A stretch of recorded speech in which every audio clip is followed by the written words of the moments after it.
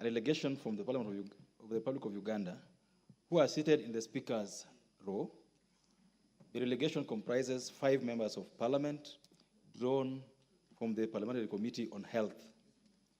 The honorable members include the Honorable Dr. Ruyonga Joseph, who is the chairperson and the leader of the delegation, the Honorable Isaac Otimgiu is a member, the Honorable Dr. Batua Timothy is a member, the Honorable Nebanda Andiru Florence is a member, and the Honorable Aibare Margaret is a member.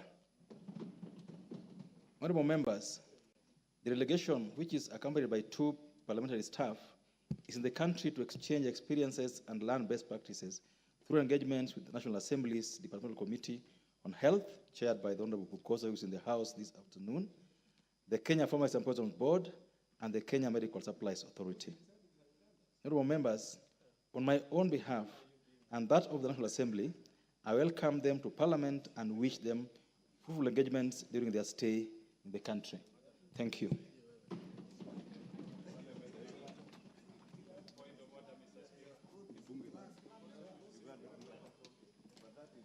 There can be nothing. There cannot be anything out of order from the chair's communication. Or the Honorable Pukose. Thank you, Honorable Speaker. Honorable Speaker, I want to join you to welcoming the delegation from the Parliament of Uganda, led by Honorable Dr. Joseph Lyonga, who are here on a benchmarking tour. We had a very fruitful discussion in the morning, Honorable Speaker, between the National Assembly Health Committee members and the delegation from Uganda. And they are here in the country, as you've indicated, to learn from us, and we've also learned some things from them. And Uganda is our sister country, is our neighbor, and is our brothers and sisters. And they'll also be here during the IALA Games, which will be hosting in Mombasa. And our team leader, Honorable Engineer Kawaya, just seated behind me, it was telling me that the Kenyan team is really prepared in all aspects and will be engaging all our brothers and sisters from the East African region. And therefore, we want to make it that they enjoy the city of Nairobi, the city in the sun, very beautiful city, and with the hospitality of the Kenyans. Thank you, Honorable Speaker, and I want to ask them that they enjoy the warm welcome by the Kenyans. Thank you, Honorable Speaker. Thank you. Next order.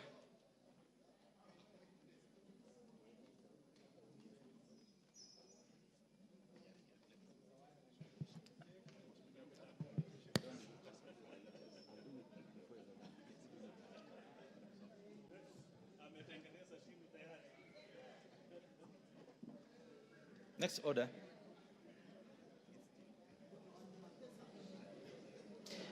Order number 3, messages. Order number 4, petitions. Order number 5, papers. The Honorable Majority Leader. Oh, you're there. Honorable Speaker, I beg to lay the following papers on the table of the House. Today, Tuesday, November 12, 2024. 1, the National Assembly Annual Report of 2023-2024. Order, members. Members, we shall listen to the leader in silence. 2, Honorable Speaker, report of the Auditor General of the Green Climate Fund Readiness Project, grant number KEN-RS-004 for the year ended 30th June 2022, and the certificates therein from the National Treasury. 3, reports of the Auditor General and financial statements for the year ended 30th June 2021, 30th June 2022, 30th June 2023, and 30th June 2024. 30th June 2023, and the certificates therein in respect of the following: Sawagongo High School, 2, St. Francis Rangala Girls High School. Don't remember, it's Rangala. Langala. Rangala. St. Francis Rangala Girls High School. Honorable Speaker, you seem to know where the school is. Yes, I do. 3, Flamingo Secondary School. 4, Nia Girls High School. I know where that school is, Honorable Speaker. And 5, Hillcrest Secondary School. Thank you, Honorable Speaker. I have been to Nia Girls, Honorable Speaker. And the Soga girls too. First lady, the chairperson of CIOC, the Honorable Muchomba. The Honorable Muchomba, this is your opportunity. The member for Githunguri, the Honorable Muchomba, you got business this afternoon in the House. I hope you are aware.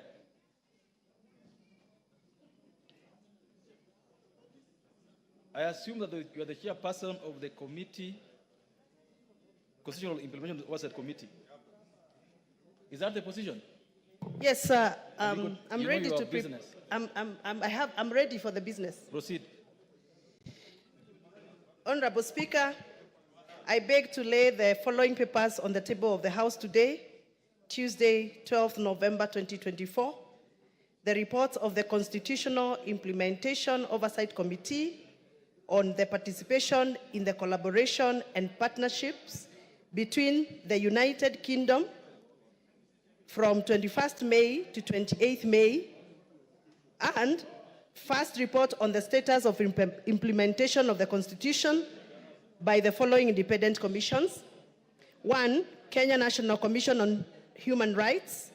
2, the National Land Commission. And 3, the National Gender and Equality Commission. Thank you, Mr. Speaker. Thank you. You may lay the papers.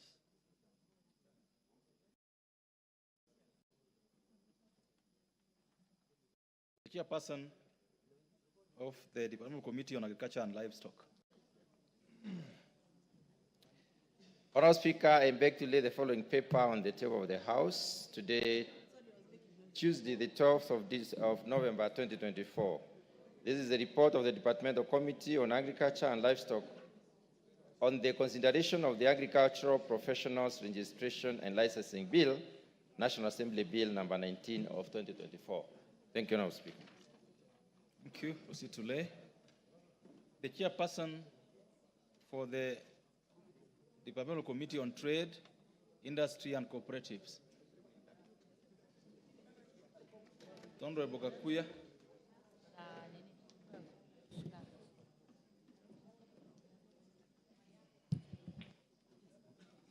Honorable Merean, are you the one?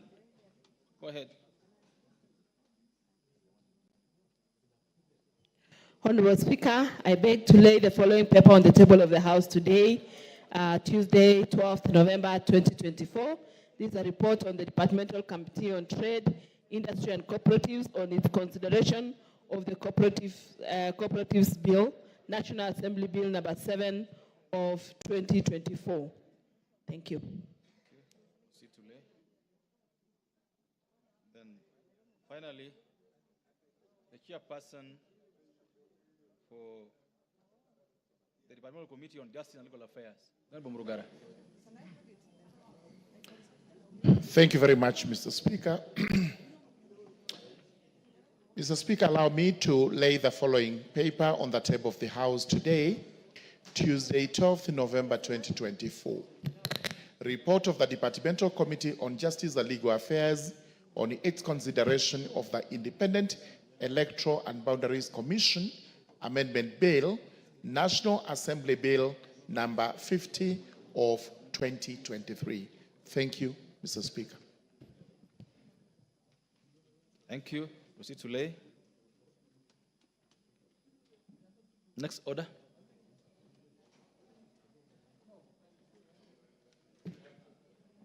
Order number 6, notices of motion. The member for Rangwe, you got a notice of motion. Give it a minute. Thank you so much, Honorable Speaker.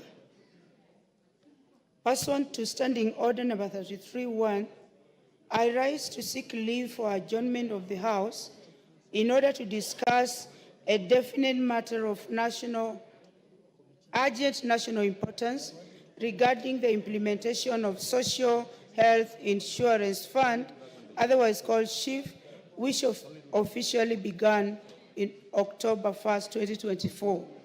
Honorable Speaker, the Social Health Insurance Fund is designed to promote universal health coverage by ensuring all individuals and communities have access to essential quality health services, from health promotion and prevention to treatment, rehabilitation, and palliative care without facing financial hardship.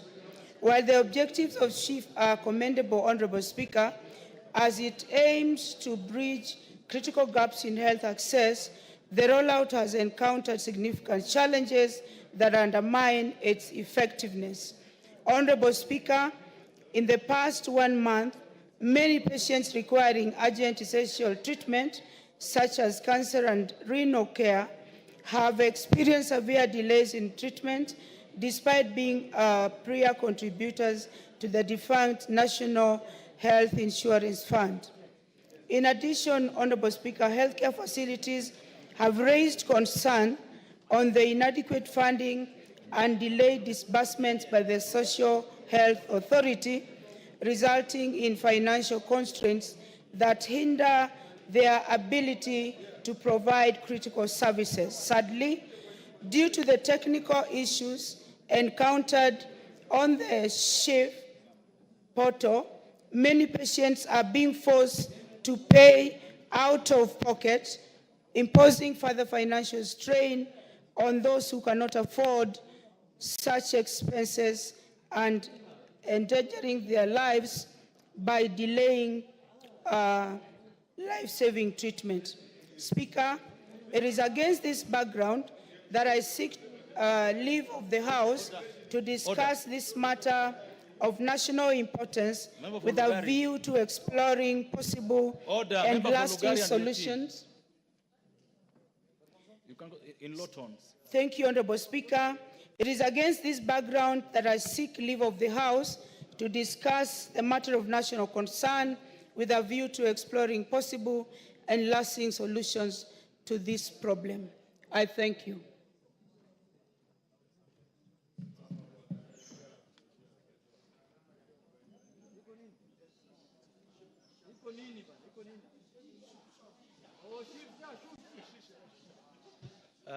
Honorable members, the motion just given notice of is to discuss the state of order. Discuss the status of Chief Shah, and no, there's no shoe. And I confirm that the member who has just given the notice has requested support, and therefore appoint 6 o'clock this evening as a time for discussing this matter.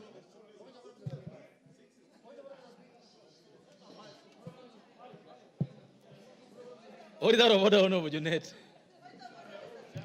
Mr. Speaker, this is a very, very important matter. It's a matter of national importance, Mr. Speaker. This is a matter that is touching the lives of Kenyans, Mr. Speaker. And this is a new program that the government is implementing. And the laws that are being used to implement this program, Mr. Speaker, were passed by this House. All the laws, all the 3 sets of laws, Mr. Speaker. Mr. Speaker, 6 o'clock is the happy hour. You know where people are, members of the House, Mr. Speaker, at 6 p.m. They are somewhere there. I don't want to mention the name where they are, Mr. Speaker. There is no serious business we can discuss at 6. You know they have retreated. You know where they retreat? At 6 o'clock, Mr. Speaker. Let us give this important matter, Mr. Speaker, some good time, Mr. Speaker.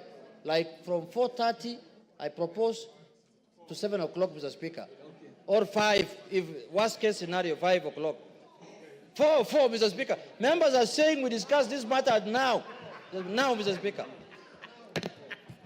Mr. Speaker, I seek your indulgence, Mr. Speaker, on this matter because, Mr. Speaker, if this does not happen, Mr. Speaker, Kenyans will not know whether we are guarding them against what they are going through, Mr. Speaker. We are saying that we want time to discuss, dissect, and the chairman of the Health Committee, Dr. Pokose, must be present in the House. and tell Kenyans what is the progress on this matter, Mr. Speaker, and how it is being implemented, by who, and which means, and how Kenyans are benefiting, whether Kenyans have gotten value for their money.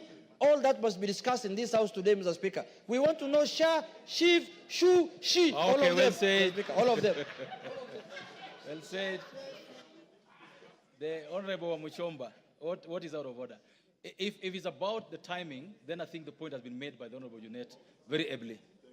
If it's about timing, then I think we just hold our horses. Mr. Speaker, I just wanted to seek for your indulgence because you know every hour, Mr. Speaker, every hour, 5 babies are born in this country. And if we don't prioritize such things, by the time we discuss this matter at 6 o'clock, how many more babies will be born in the wrong way? Mr. Speaker, that is why I was seeking your indulgence to actually make this debate as soon as possible, even if it is now, because it is important. This is a national issue of national importance, and it influences on the outcome of medical services provided in this country. So we want now, Mr. Speaker. Thank you. The Honorable Kangogo.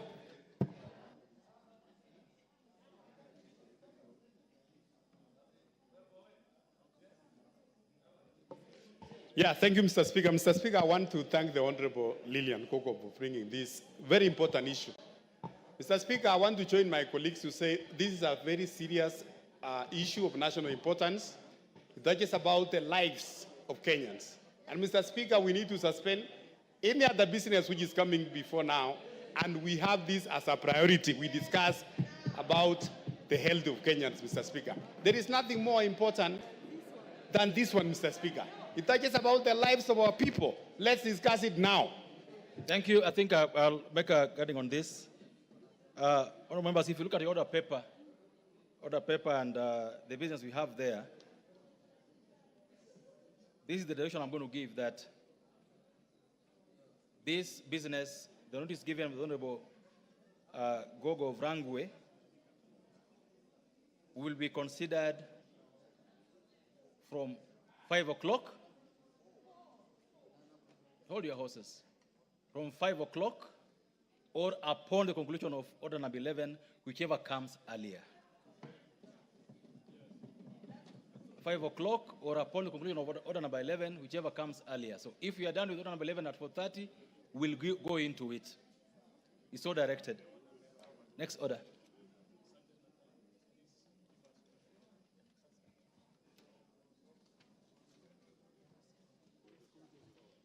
Order number 7, questions and statements. Members, I just want to request members who have their questions in the order paper to be as brief as possible, and in view of what I've just directed now, I will not allow any comments on requests for statements. So I will start with the Honorable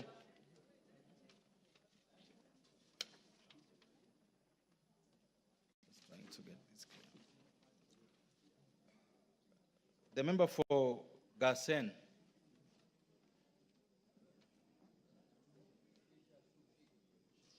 Go ahead.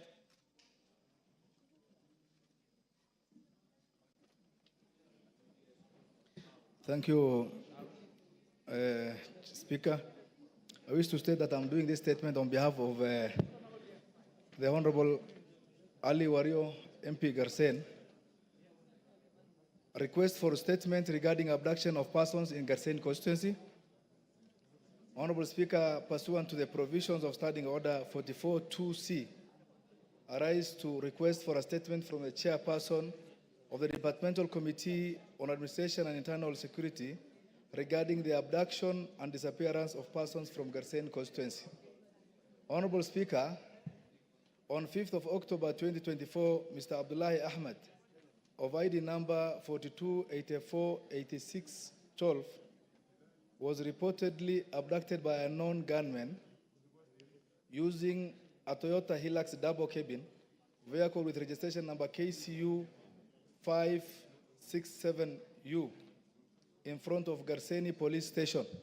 This incident allegedly occurred in the presence of police officers, including the officer commanding station, that's the OCS, as Mr. Ahmed attempted to report the earlier abduction of his brother-in-law, Mr. Ibrahim Ahmed. The disturbing trend of abduction, which has been on the rise in our country, is causing profound distress among affected families who face agonizing uncertainty about the fate of their loved ones. Honorable Speaker, it is against this backdrop that I request for a statement from the chairperson of the Departmental Committee on Administration and Internal Security on the following. 1, the reasons behind the abduction of Mr. Abdullahi Ahmed and Mr. Ibrahim Ahmed, including the identity of the abductors if available, particularly given that the registration number of the vehicle involved is known. Number 2, the whereabouts of the missing persons, the status of any investigations conducted thus far, and any explanation regarding their continued detention incommunicado. And lastly, Mr. Speaker, sir, the measures the government has put in place to ensure that counterterrorism efforts are conducted in strict adherence to legal protocols and international human rights standards. I thank you, Honorable Speaker. Thank you. Thank you. I saw the Honorable, the chairperson of the committee concerned here. This question is related to the Committee on Administration and Internal Security. Yes, Honorable Member. Mr. Speaker, will come with a response to the statement in 2 weeks. In 2 weeks? Yeah, but having said this, Mr. Speaker, just good to be on record. Actually, last on Thursday, for almost close to 3 hours, the committee had an engagement with the IG and this DIG concerning the very concerning issue of missing person disappearance and, of course, of Kenyans. It has become an issue of hijacking. So we are going to respond among the other concerns. Yes. Why 2 weeks? I want to know why 2 weeks, why not 1 week? I want to, Mr. Speaker, you know, this issue of securities are so complex and dynamic. And at time investigation may take a little bit of time. And I've just mentioned the last week, we had an entire almost session of 3 good hours discussing the same issues with the IG. And I want to have a comprehensive response to give before this House. Okay, because now 2 weeks has become a cliche. Every chairperson says 2 weeks, 2 weeks comes and goes and you don't get responses. Maybe then at maximum 10 days. So 10 days, get the response. The next is the member for Nyaribari Masaba.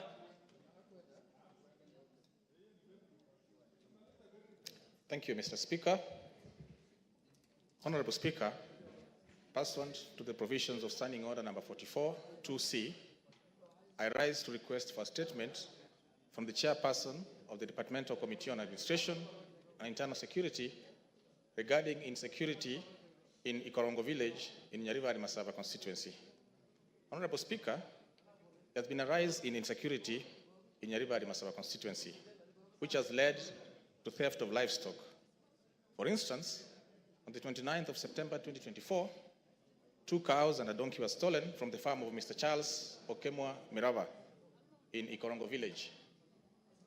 The matter was reported in Ikorongo police station under OB number 03/29/9/2024.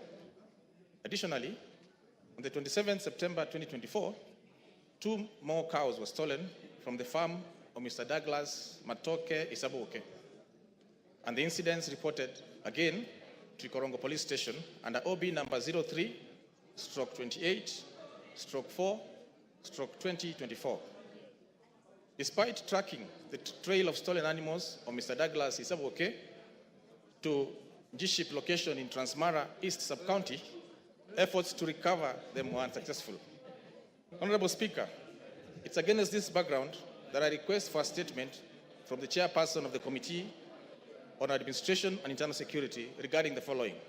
1, provision of a report on the status of investigations into incidences of cattle theft reported to Ikorongo police station. 2, the actions being taken to ensure the perpetrators of the crimes are arrested and prosecuted without delay, and stolen animals or livestock returned to the owners. 3, immediate steps the government is taking to address insecurity in the area, including the underlying tensions within the regions boundary the county. And 4, the long-term strategies being put in place to curb security within the area. I thank you, Honorable Speaker. The Honorable Tongoyo. Mr. Speaker, I will be able to have the statement Thursday next week. Thursday next week. That makes a lot of sense now. Yeah. Not 2 weeks. But it's good also to notify the Member of Parliament because next week on Friday, the committee will be visiting the Kilgoris and Atabarikoi, and even actually they will spend in Kisii to look issues of insecurity bordering actually the two counties. So we'll still able to have an opportunity to interrogate the security managers concerning the same. Thank you. The Honorable Manduku, Thursday next week. There's nothing out of order on that issue, the Honorable Simkuli. What is out of order? No, Mr. Speaker, I just want a clarification when the statement is being issued that this matter, although the Honorable Member had told me, is not between Kilgoris and Kisii, but between Murwa Digir and Kisii. Because the issue of stock theft might affect Kilgoris, but the stealing of donkeys does not usually affect Kilgoris. So it should be strictly a matter between Transmara East and Kisii. The Honorable Tongoyo, you've heard. The Honorable Simkuli is saying they have nothing to do with donkeys. So don't involve them on donkeys issues. So please. That is well said. The Honorable Manduku, you take it up with the chairperson. He says next Thursday, and that there's a mission coming to the same region on Friday the following week. So take it up with him and get the dates and participate, getting answers. Next is the member for Kiambu, the member Mashua Waithaka.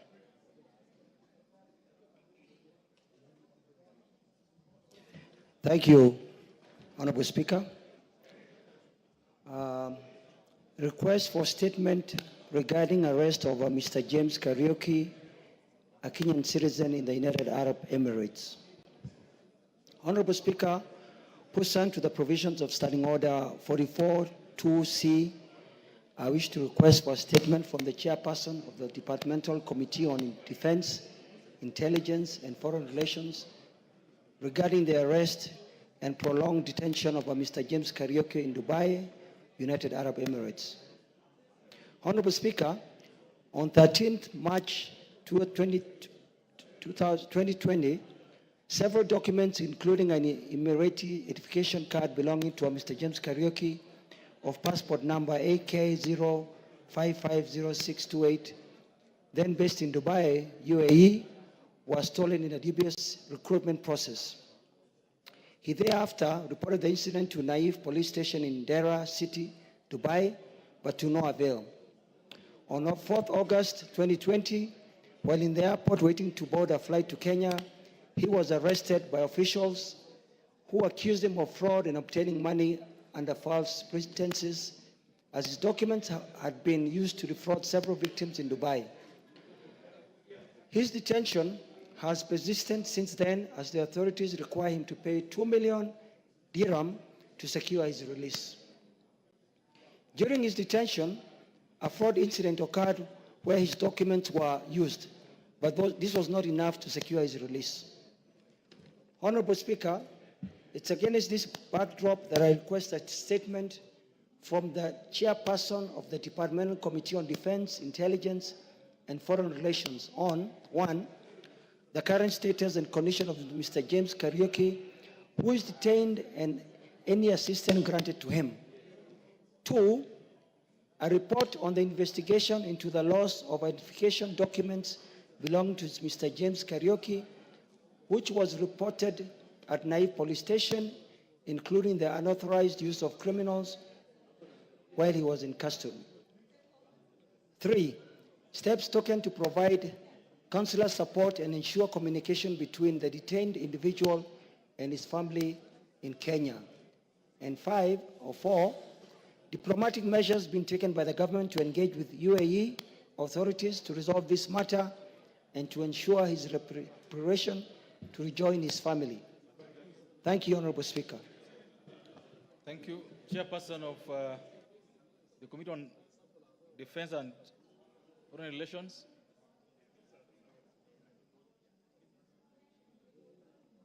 The Vice Chairperson, the relevant committee.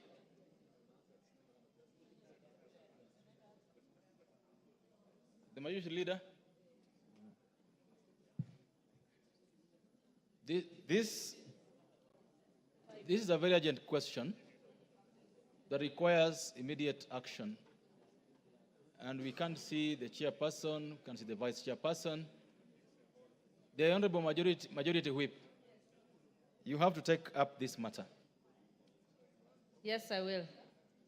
And you don't just have to take it up, you have to also give us the timeline within which you will take it up with the relevant committee. I will discuss with the chair, and I believe within the next 2 weeks, the committee should be ready. The Honorable Member from Kiambu, take it up with the Majority Whip so that the relevant committee is informed accordingly. Thank you, Speaker. Thank you. The next is the member for Kitui Central. The member for Kitui Central, Dr. Makali Mulu. Yeah, thank you, Honorable Speaker. Honorable Speaker, I request for a statement regarding status of compensation to Master Simon M. Mwema for injuries sustained following electrocution from Kenya Power Lines. Honorable Speaker, pursuant to the provision of Standing Order 44.2c, I wish to request for a statement from the chairperson of the Departmental Committee on Energy regarding status of compensation to Master Simon Mwema due to the spear injuries suffered following electrocution from electricity power lines at Chedani Primary School in Kitui County. Honorable Speaker, on 16 December 2017, a tragic accident occurred where a minor, Master Simon Mwema, was struck by a live and hanging power line at around 6:30 p.m. while playing around Chedani Primary School. He received treatment at Mwingi Level 4 Hospital and later was transferred to Kenyatta National Hospital, where he remained under care until 29th May 2018. During this period, Honorable Speaker, his situation deteriorated significantly, ultimately requiring the amputation of his upper limb.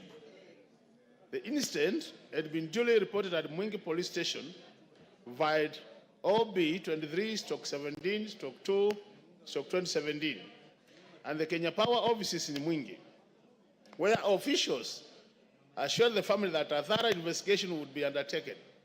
However, despite several follow-up visits by the family seeking assistance, KPLC has taken no substantive action, Honorable Speaker.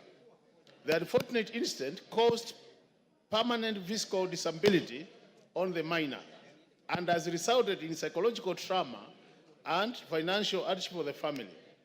Honorable Speaker, it is again this background that I request for a statement from the chairperson on the Departmental Committee on Energy on the following. Roman 1, status of an investigation on the incident by the Kenya Power and action taken, if any. Roman 2, the steps taken to compensate the family of the minor, including reimbursement of medical expenses, provision of a prosthetic limb, and compensation for the psychological effects of the resultant amputation. Roman 3, Honorable Speaker, timelines as to when the family should expect to receive the said compensation. And Roman 4, specific actions that have been taken to prevent similar incidents, including regular inspection of electrical infrastructure and safety measures to protect the public from their hazardous electrical installations. Thank you, Honorable Speaker. Thank you. This statement is directed to the Committee on Energy. The chairperson, Energy, you can see the Honorable Kawai in the House. Go ahead. Thank you, Mr. Speaker. Mr. Speaker, we just had a conversation with the KPLC CEO, and Kenya Power has in place an insurance for such cases as electrocution, and every case is actually submitted to the insurance. But I will give a full response within the next 1 week. The next 1 week? Yes. That's great. I think, Honorable Makali, that is fair. Thank you. The next would be the member for Kipipiri. The questions appearing in the order paper today as number 5 and 6 are deferred to later dates as will be notified in the order paper. Go ahead.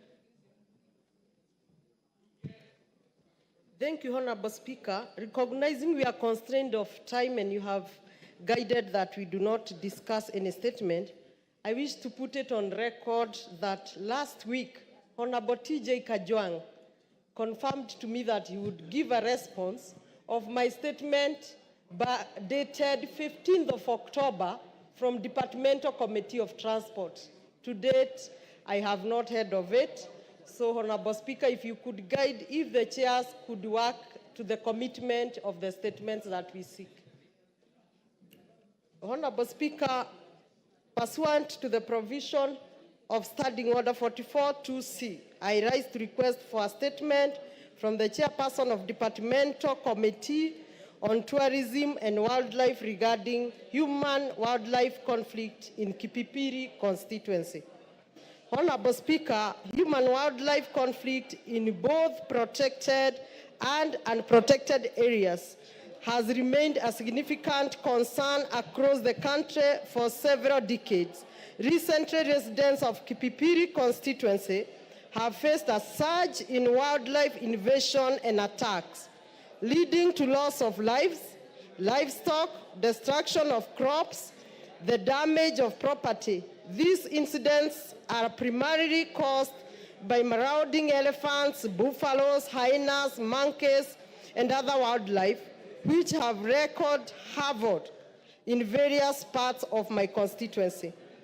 Honorable Speaker, on 21st September 2024, a 42-year-old man, Mr. Samuel Kahiga Kamau, was fatally gored by a stray buffalo, which another individual sustained serious injuries after the attack in Mwangaza village, and just a few days later, on 29th of September, another attack in Kefruti area resulted in the loss of several livestock. On October 31st, an elephant killed a cow at Jiret area. Most recently, on 5th of November, residents of Demi have lost 4 livestock in yet another wildlife attack. This increasing invasion have instilled a deep sense of fear among the residents. Honorable Speaker, the losses incurred due to these incidents are profound, as the value of human life is immeasurable. The damage to crops and loss of livestock caused by these recurrent wildlife attacks have plunged the residents into economic distress, given their heavy reliance on crop farming and animal husbandry for their livelihood. Human-wildlife conflict not only disrupt local subsistence and industrial economic, but also accelerate the decline of wildlife population.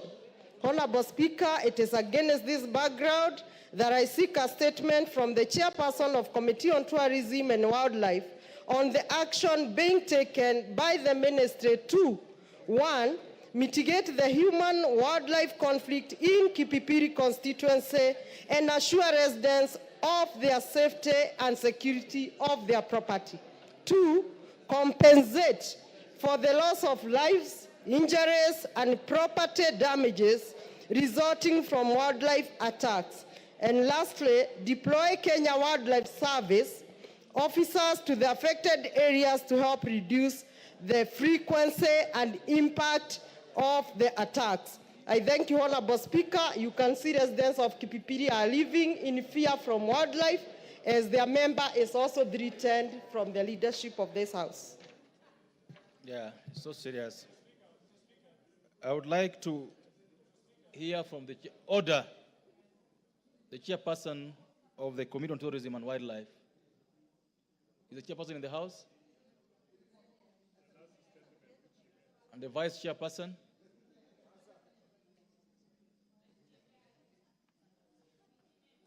You know, members, we've advised chairs to be in the House.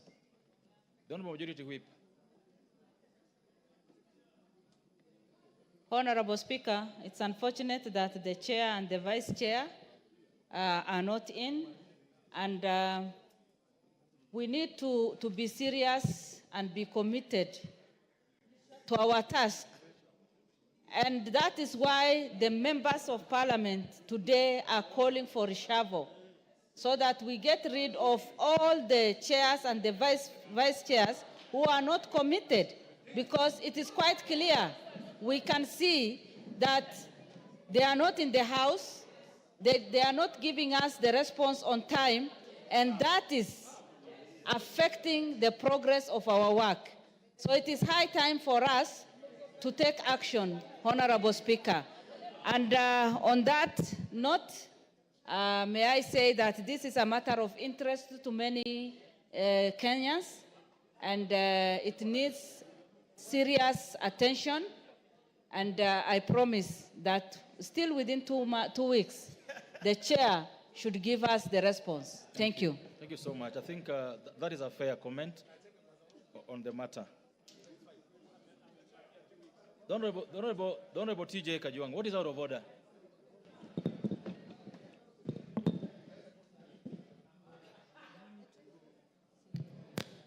Mr. Speaker, sir. Mr. Speaker, sir, am I audible?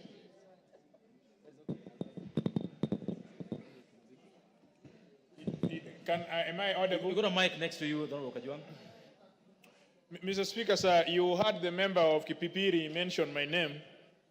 May I confirm to her, Mr. Speaker, sir, that I keep my promises and I'm up to the task, and I also keep my professional undertaking. I made a commitment to her, a professional undertaking, that we will respond from the Committee on Transport to her question in the shortest period of time. I can confirm to her that on Thursday, afternoon of Thursday, she will have her response, adequate response on that day. Thank you, Mr. Speaker. Thank you.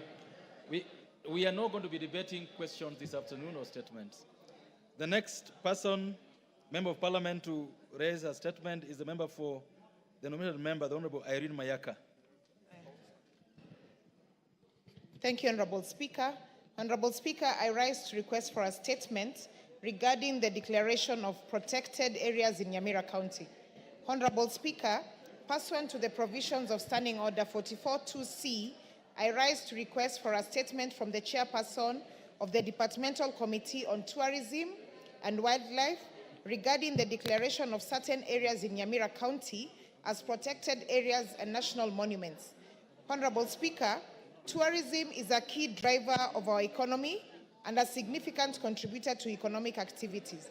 Nyamira County is fortunate to host numerous sites rich in cultural heritage that are essential for tourism and development and economic growth. These sites include the Manga Hills, Emanga Ridge, Engoroya Manga, Kera Waterfalls, Kora Hills, and the Kiabonyeru Hills. On Wednesday, 16th August of 2023, during question time, I posed a supplementary question to the Cabinet Secretary for Tourism and Wildlife regarding the declaration of these historical sites, especially Manga Hills, as protected areas and national monuments. The Cabinet Secretary acknowledged the significance of these sites and confirmed that a proposal was being developed in collaboration with the State Department for Culture and Heritage and the County Government of Nyamira to achieve this objective. Honorable Speaker, it is against this background that I seek a statement from the chairperson of the Departmental Committee on Tourism and Wildlife on the following.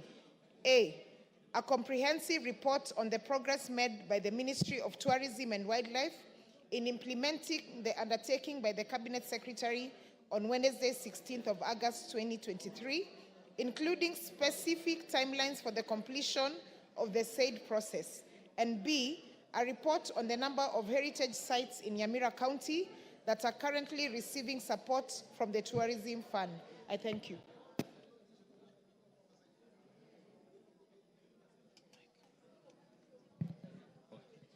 The chairperson, Committee on Tourism and Wildlife.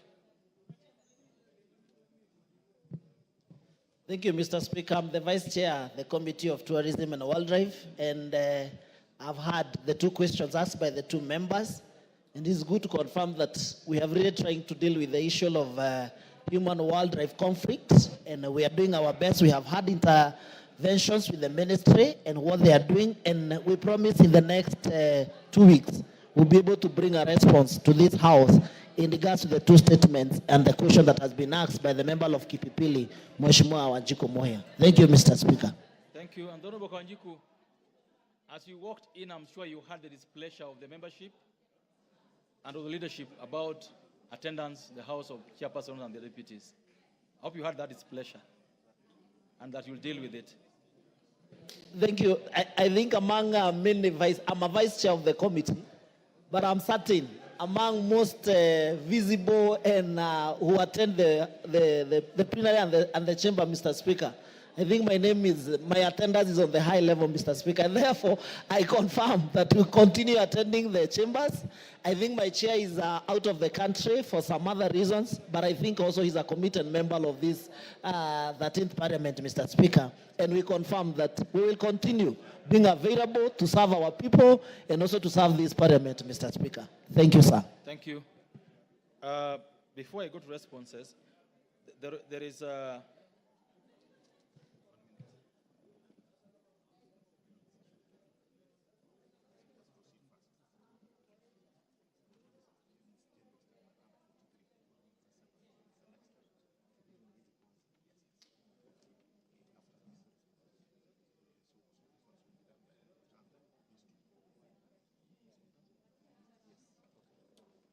members, there are responses to be issued by the Committee of Transport and Infrastructure.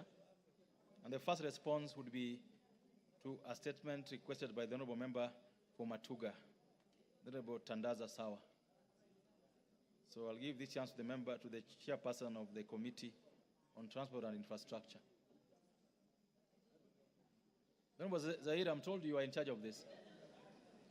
The Honorable Zahir Janda, I'm told you're in charge of this. Are you? Thank you, Honorable Chair.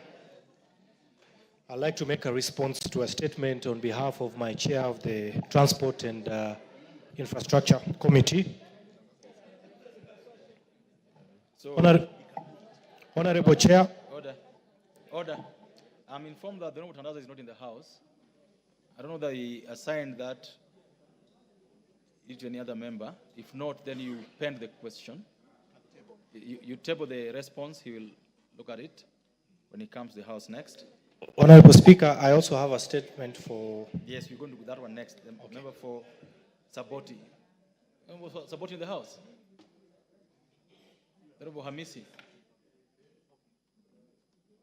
These responses will be tabled accordingly, and members thereof lose any right to come and demand for them on the floor of the House.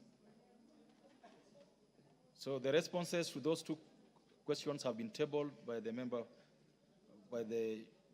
chairperson of the Committee on Transport and Infrastructure, and will be dealt with accordingly. Thank you.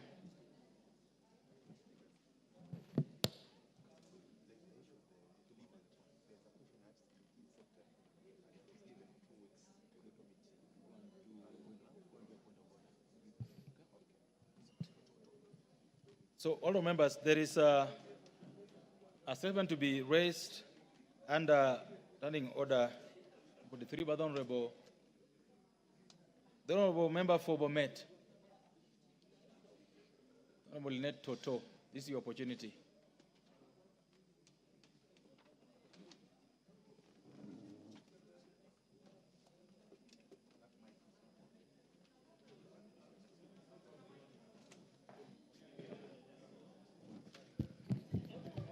Thank you, Mr. Speaker, for giving me this opportunity to make a general statement regarding statement of healthcare services at Longisa Referral Hospital in Bomet County. Honorable Speaker, pursuant to the provision of Standing Order 43, I rise to make a statement regarding the tragic death of a young girl, Diana Chepkemoi from Tendwet, Village Bomet East constituency.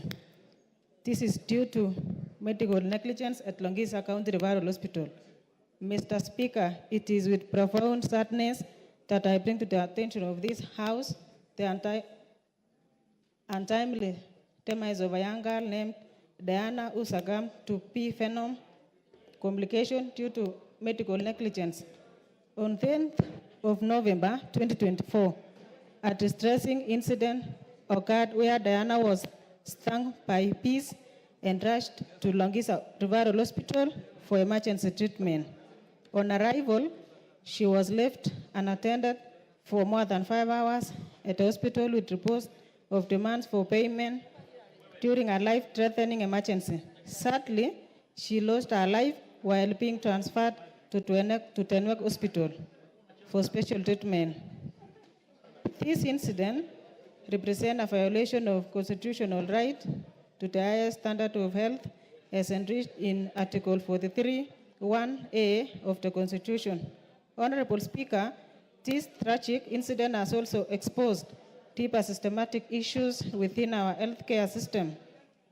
The Medical Practitioners and Dentists Act, alongside other health regulation, places a duty on healthcare professionals to provide urgent care. The tragic loss of the young girl at Longisa County Referral Hospital is heartbreaking and ought not to happen again. Honorable Speaker, as we seek justice for Diana's family and accountability for this tragic loss, I urge this House to consider immediate intervention to address these systematic failures. The people of Bomet County, and indeed all Kenyans, deserve access to quality healthcare services delivered by professionals in well-equipped facilities. We must ensure that such preventable losses of life do not recur in our health institution. Thank you, Mr. Speaker. I wish to donate my minutes to the county, to Member of Parliament, Richard Yegon. Thank you, Mr. Speaker. You don't have any minutes to donate to anybody. Honourable members, you've heard what the Honourable Toto says happened at Longisa. All of us watched news in horror. We'll not debate this, but I'll give a chance to the member for Bomet East to say something. And before we...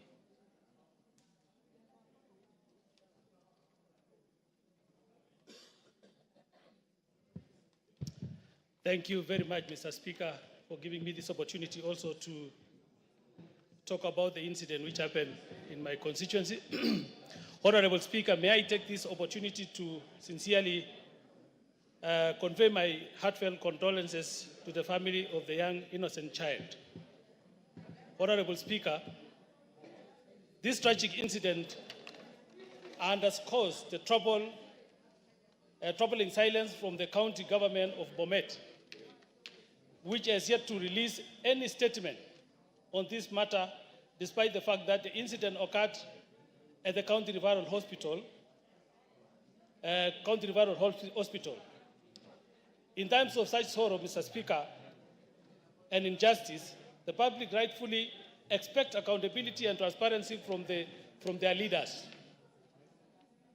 The absence of the response from the county government adds to the pain of this loss and raises concern about the oversight and responsibility within our healthcare facilities, Mr. Speaker.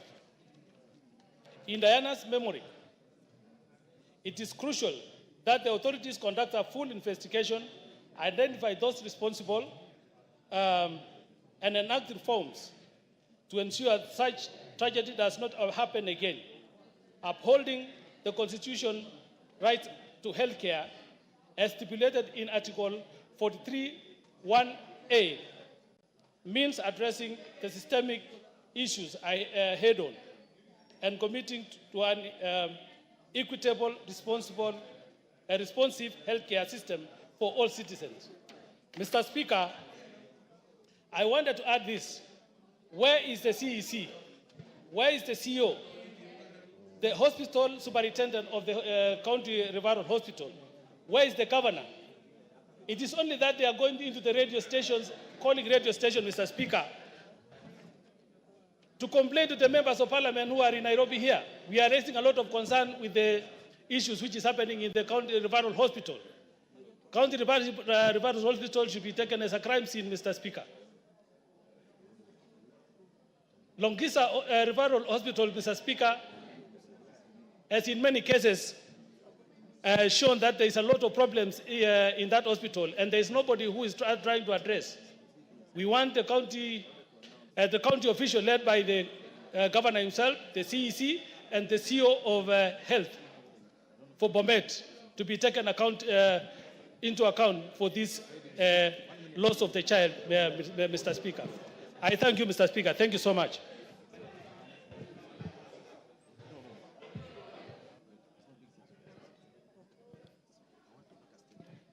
Thank you. Honorable members, I think that marks the end of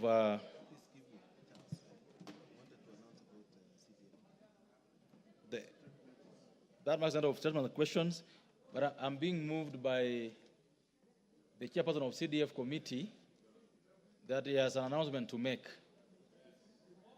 He will have 3 minutes to do so, or less, before we go to the next order. Thank you, Mr. Speaker, for giving me this opportunity. I want to give the announcement that Treasury finally today has released the balance of the CDF money, 5.7 billion, which was due. And we are expecting to get the next balances for the start of the financial year 2024-25 from December. So I want to ask members, as you go back to your constituencies, please make sure you do also ask your committee to do audits to make sure that there is no money remaining in the board which is due for development to their constituencies. The more they stay here, the more we lose as members, or your constituents lose a lot, because we require you to finish this grade 9 classroom. Grade 9 report to school. They do not go under trees. They will go to classes which have been done by the National Government Constituency Development Fund. So I want to wish each one that may you do a good job and submit your proposals as soon as possible for 2024-25 financial year. Thank you, Mr. Speaker. Thank you. The member carrying his hands up, don't you have a card? We cannot see you. Go ahead. We cannot see, you don't have a card. Oh, thank you, Mr. Speaker, for the opportunity. And sorry, I want to take you back a bit on the request for statements that have been made by my colleagues regarding the human-wildlife conflicts. Mr. Speaker, in the month of September, I think around 18th there. Order. The Honorable Kawanjiku, the member for Kiamba. This question or the statement being raised by the member on his feet is for you. Thank you, Mr. Speaker. On the 18th of September, thereabout, I did ask for a statement in this floor of the House regarding the human-wildlife conflict in Bamba and Ganze constituency. I had said that we are suffering an invasion by elephants who have left the Tsavo East National Park, and they have invaded areas where people are living. And the chairman of the committee had promised me that he will be giving a statement in this House in 2 weeks' time. But up to now, it's around almost 2 months, and we have not had anything from the committee. So, Mr. Speaker, I was asking for direction on what we need to be done, because as it is right now, the situation in Ganze is even getting worse, and it really needs an immediate intervention by the government. Thank you, Mr. Speaker. Yes, the Vice Chairperson, Committee on Tourism and Wildlife. Thank you, Mr. Speaker. I think I will fast track. I would really want to apologize on the behalf of my chair if the report has not been tabled in the floor of the House, but I think the report is ready. We seek your permission, Mr. Speaker, that by the end of this week or early next week, Tuesday, we'll have tabled the report before the floor of this House, Mr. Speaker. This report to be tabled on Thursday this week, Thursday afternoon. Thank you, Mr. Speaker. Well guided. Next order.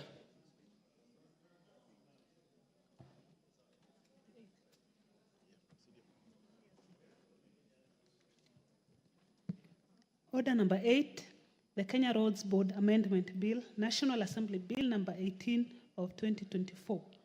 Second reading, question to be put. Oh, members, debate on this bill in second reading stage was concluded, and this therefore is a decision to make. Therefore, put the question that the Kenya Roads Board Amendment Bill, National Assembly Bill number 18 of 2024, be now read a second time. Will, as many other opinions say aye? Will, as many other opinions say nay?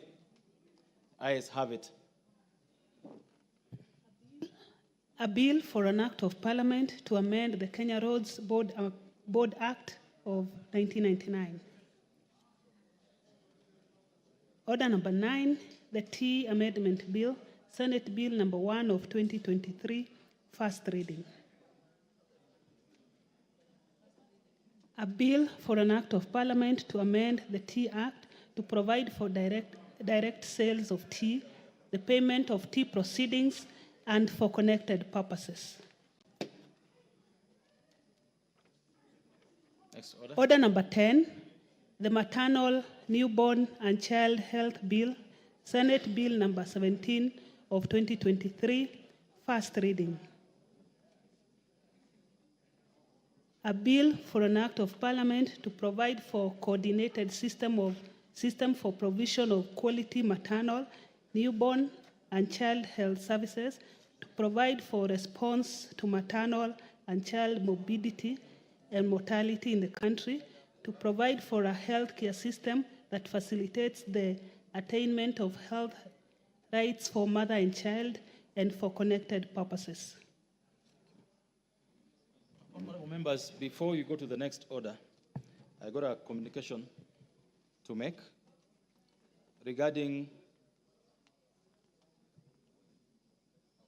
order. Remember walking as if you're going to the market in Kisii. Can you sit somewhere? Remember Ruku? Don't Boruku.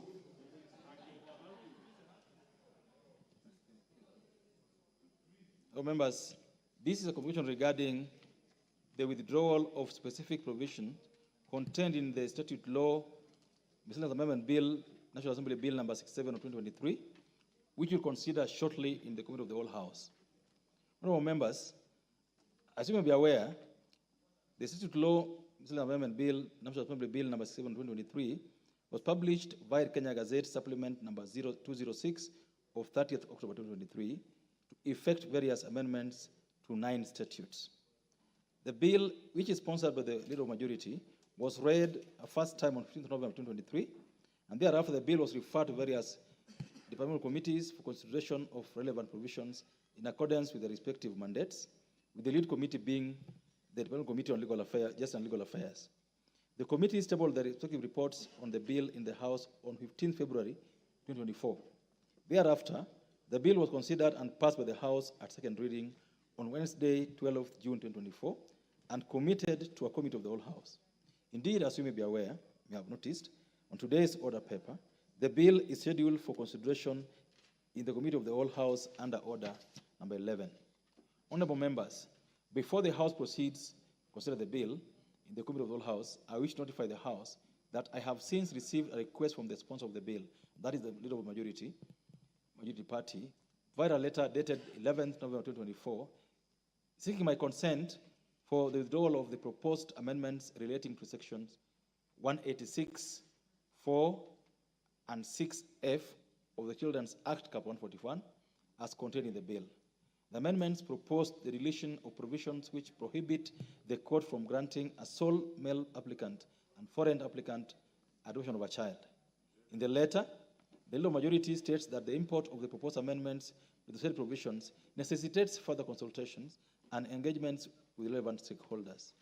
Honorable members, having considered the justification by the Majority Leader, I have acceded to his request to withdraw the provisions relating to section 186(4) and 6F of the Children's Act, Cap 141, as contained in the statute law, Miscellaneous Amendment Bill, National Assembly Bill number 67, 2023. In this regard, the bill will therefore be proceeded with the Committee of the Whole House without reference to the withdrawn provisions and will be considered as though the withdrawn provisions was not part of the bill ab initio. The House is accordingly guided. Thank you.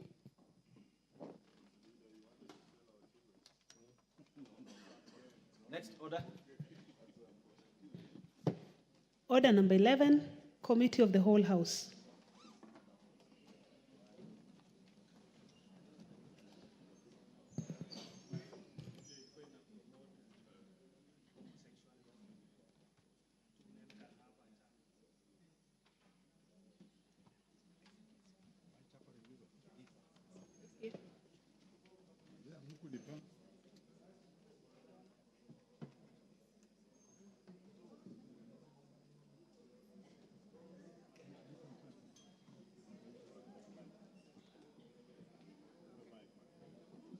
Thank you, honorable members. You may take your seats as we go to the Committee of the Whole House.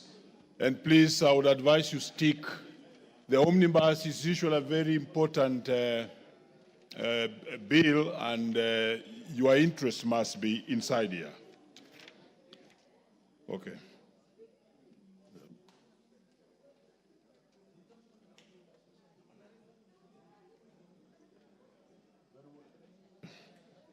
Very well, honorable members, we want to consider the statute law, miscellaneous amendments, bill, National Assembly Bill number 67 of 2023.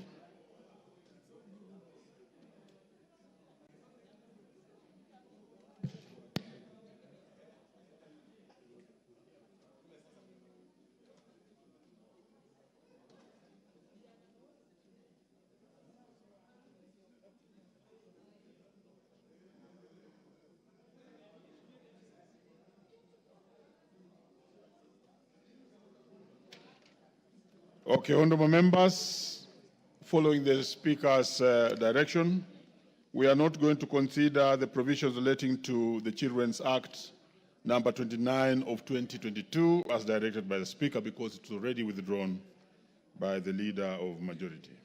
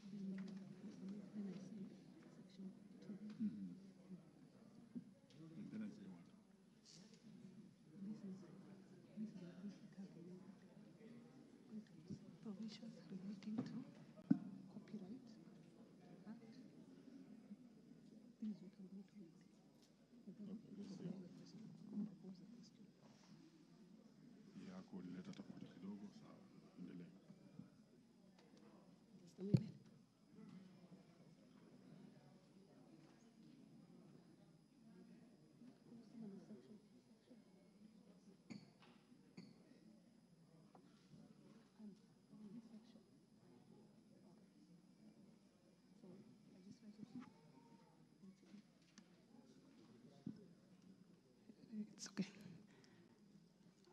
Schedule.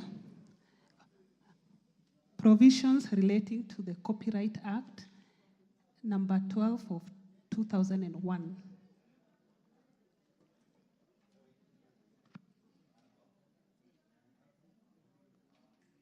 Very well.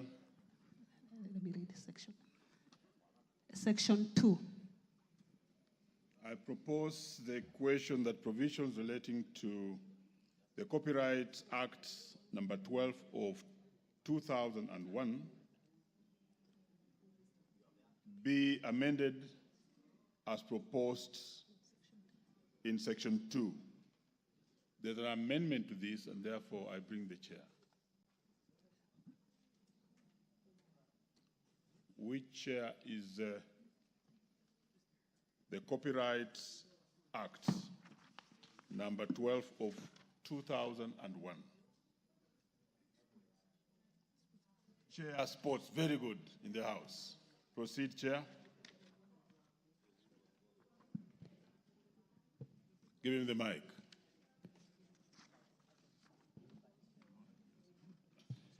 Thank you, Honorable Chair. I beg to move that the schedule to the bill be amended as it appears in the order paper. The justification, or before I get there, is by deleting the proposed amendments to section 2. The justification, Chair, the bill proposes to amend the definition of the term collective management organization so as to include the negotiation of license fees as one of the objects of the collective management organization. Section 33(9) of the Act provides that a license to copyright work may be granted by the owner of the copyright. Further, Section 33A of the Act... Order, Honorable Chair. Let's deal with Section 2, and then we shall give you a chance. Thank you. Very well, honorable members, I propose the question that Section 2 be amended as proposed by the Chair.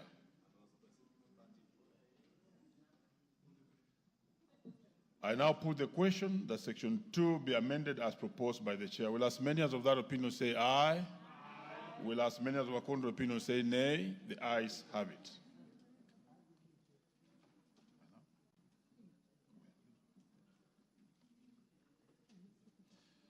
Honorable members, I now put the question that the provisions relating to Section 2 be part of the bill. Will as many of that opinion say aye? Aye. Will as many of the contrary opinion say nay? The ayes have it.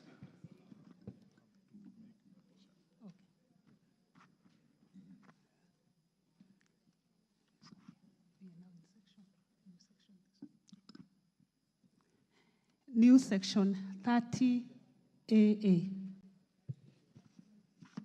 I propose the question that the provisions relating to the new section, I'll take it again. I now propose the question that provisions relating to the Copyright Act number 12 of 2001 be amended as proposed in the new section 30A. Chair. Chair, I beg to move that the schedule to the bill be amended as it appears in the order paper, that is by deleting the proposed new section 30AA. The justification, the bill proposes to insert a new section 30AA into the Act, which provides for the regulation of equitable remuneration of performers and the producers in a sound commercial. In terms of this amendment, the user of the commercial shall be paid an equitable remuneration to be divided in half by the producer and the performer. The amendment provides for the payment of equitable remuneration of only performers and producers of sound recordings on a 50-50 basis, and this leaves out any other players that may be involved in the creation of the sound recording.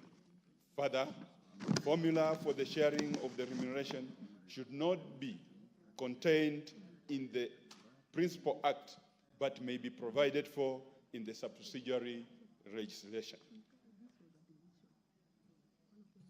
Mike. And further, Chairman, as I conclude, the High Court in the Constitution Petition number 5 of 2016 in Malindi ruled that Section 30A of the Copyright Act, being the proposed new Section 30AA, was unconstitutional because it limited the rights of the artist to choose how their royalties are to be paid and therefore limited their freedom of association. Honourable members, I now propose the question that Section 30AA be deleted as proposed by the Chair. Honourable members, I now put the question that Section 30AA be amended as proposed by the Chair. Will as many as of that opinion say aye? Will as many as of a contrary opinion say nay? The ayes have it. That was a deletion, so we proceed.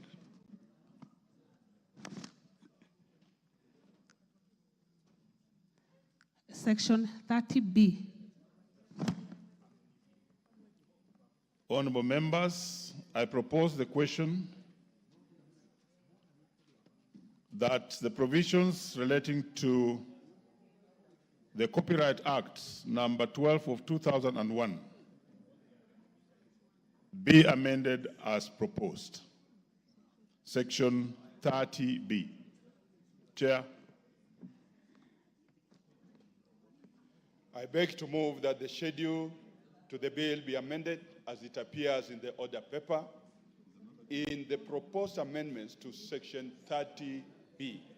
1, by deleting the proposed amendment to the subsection 1. 2, by deleting the proposed amendments to subsection 2. And 3, by deleting the proposed amendments to subsection 3. Justification, Chair. The bill proposes to amend Section 30B of the Act to include orders under the ambit of collection of royalties by the Kenya Revenue Authority or any other entity designated by the Kenya Copyright Board.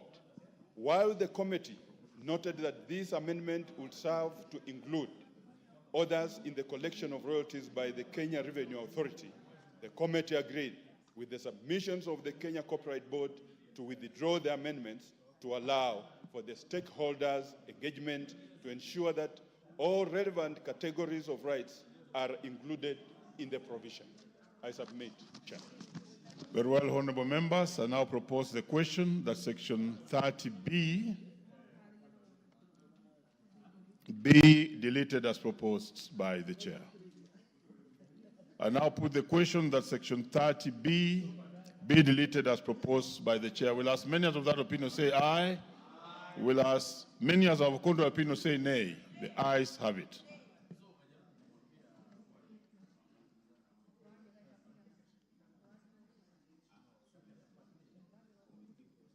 I now put the question that Section 30B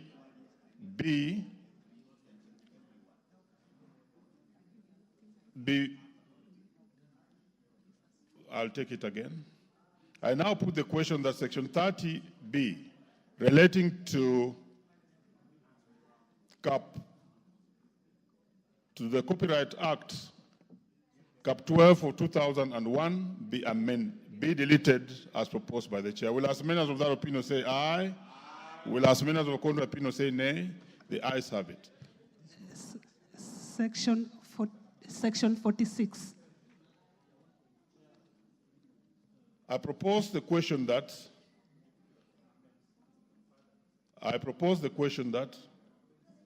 provisions relating to the Copyright Act number 12 of 2001 be amended as proposed. in section 46. Chair. Thank you, Chair. I beg to move that the schedule to the bill be amended as it appears in the order paper in the proposed amendments to section 46. 1, by deleting the proposed amendments to the subsection 1. 2, by deleting the proposed amendments to subsection 3. Then 3, by deleting the proposed amendment to subsection 4. And this is the justification, Chair. The bill proposes to amend section 46(1) of the Act to provide for the requirement of an operating license issued by the board in addition to a registration certificate for a person or association of persons to carry on business of collective management organization. The committee further noted that the requirement of the both registration and operating license may lead to the bureaucracy within the creative arts sector. The committee noted that the proposed amendments to extend the validity period for a registration certificate issued to a collective management organization from 12 months to 36 months may be a welcome provision. However, the Kenya Copyright Board requested that the amendment be withdrawn from the bill to allow for further consultation with all the relevant stakeholders. Chair, the proposed amendments to section 46(4) to provide that the board may approve a collective management organization if it is satisfied that the body is a company limited by guarantee and incorporated under the Companies Act of 2015, and that additionally, the company is registered as a collective management organization by the board, amounts to a conflict and would amount to increase in bureaucracies in the registration of the collective management organization. Finally, Chair, the proposed new subsections, providing that where a collective management organization license is revoked, the board shall appoint an agent to hold monies until the license is reinstated or a new organization is licensed by the board, would result in implementation and accountability challenges. I submit, Chair. Honorable members, I now propose the question that section 46 be amended as proposed by the chair. Honorable members, I now put the question that section 46 be amended as proposed by the chair. Will as many of that opinion say aye? Will as many of the contrary opinion say nay? The ayes have it. Section 46A. Honorable members, I now propose the question that provisions relating to the Copyright Act number 12 of 2001 be amended as proposed. Proposed in section 46. Chair. I beg to move that the schedule to the bill be amended as it appears in the order paper by deleting the proposed amendments to section 46A. Justification, Chair, the bill proposes to insert new subsection into section 46A, which provide for the power of licensed collective management organization to appoint an agency to collect and distribute royalties on its behalf through the National Rights Registry. The amendment conflicts with the provisions of section 22C of the Act, which provides that the functions of the National Rights Registry shall be A, digital registration of the right holders, B, digital registration of the copyright works, C, authentication and authorization for consumers of rights works, D, media monitoring registered copyright works, E, tracking, monitoring, and the dissemination of data or logs related to access of registered copyright works, and finally, any other functions that may be assigned by the board. The National Rights Registry is not involved in the collection and the distribution of royalties. I submit. Honorable members, I now propose the question that section 46. We have done that one. Honorable members, I now propose the question that provision relating to section 46 be amended as proposed by the mover. Honorable members, I now put the question that section 46 be amended as proposed by the mover. Will as many as of that opinion say aye? Will as many as of contrary opinion say nay? The ayes have it. Section 46A.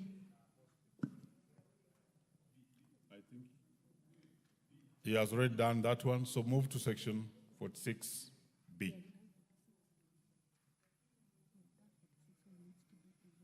Chair, deal with both A and B. We are done with 46. I beg to move that the schedule to the bill be amended as it appears in the order paper by deleting the proposed amendments to section 46B. Justification, Chair, the amendment inserts a new subsection 1A, which seeks to give power to the board of directors of a collective management organization to co-opt persons with professional expertise. This amounts to micromanaging the CMOs by directing in legislation how they should conduct their management affairs. The proposed new subsection 5 is not necessary, as it is a restatement of the provision of Regulation 16C of the Corporate Collective Management Regulation, which provides that a general meeting shall decide the appointment and dismissal of the organization's officials, review the officials' performance, and approve their remuneration and other benefits. The proposed new subsection 6, 7, and 8, which provide that a person convicted of an offense shall not be eligible to be appointed as a board member or staff of a collective management organization, may be contained in the CMO's constitutions, noting that CMOs are private entities.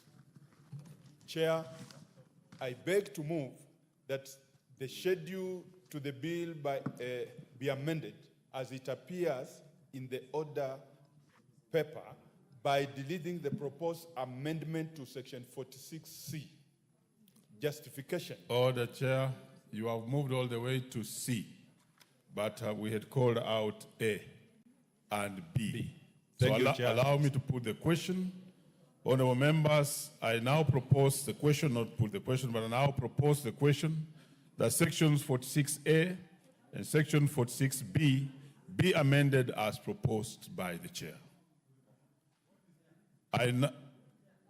Yes, let's see Honorable Undo on this one. Chair, I just need a bit of clarification from the chair, because looking at subsection 46A, Chair, it relates to the appointment of an agency approved by the board to collect and distribute royalties on their behalf through the National Registry, Rights Registry. Yet what the chair has basically related to actual results is under section 46B. So I was just wondering, how does he treat section 46A in view of the proposed amendment? Probably can tell us the justification, because the justification as given relates to 46B. I want him to give us justification in relation to 46A. Proceed, Chair, and give that justification. Honorable Chair, this justification of section 46A, the bill proposes to insert new subsection into section 46A, which provide for the power of a licensed collective management organization to appoint an agency to collect and distribute royalties on its behalf through the National Rights Registry. And I went further, say the amendment conflicts with the provision of section 22C of the Act, which provides that the functions of the National Rights Registry shall be, and I tabulated the same, Honorable Chair.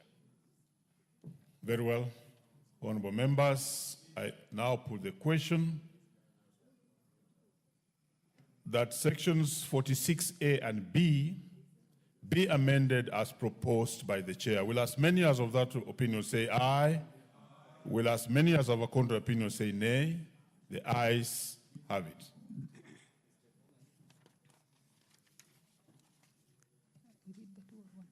Section 46C.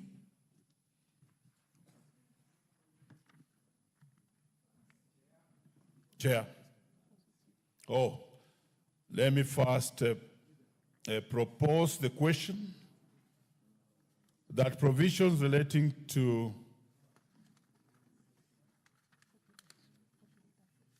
I'll take it again. Let me propose the question that provisions relating to the Copyright Act number 12 of 2001 be amended as proposed in section 46C.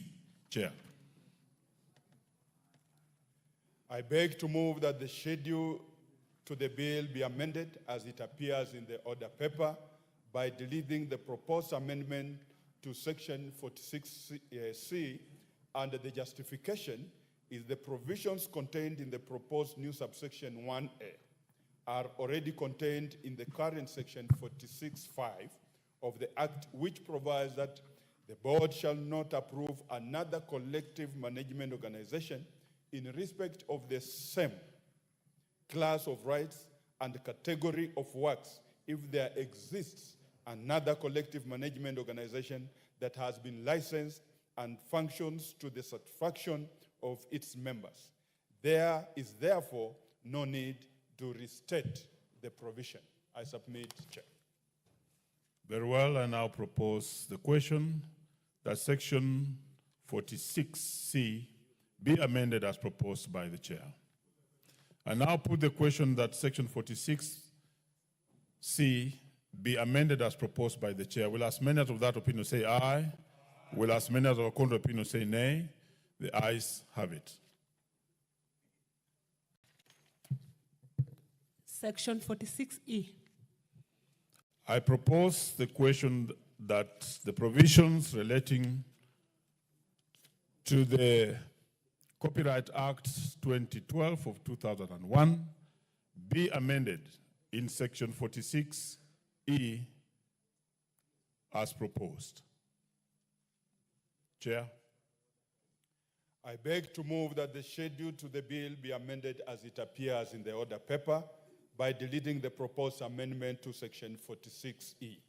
Justification, Chair, the proposed new paragraph H, providing for inspection of a collective management organization by the board at any other time that the board considers appropriate, may be subject to abuse since the specific circumstances in inspection are already set out in section 46E6 of the Act. The Act already gives to the board to inspect the accounts of collective management organization. Therefore, it is not necessary to restate the same. I submit, Chair.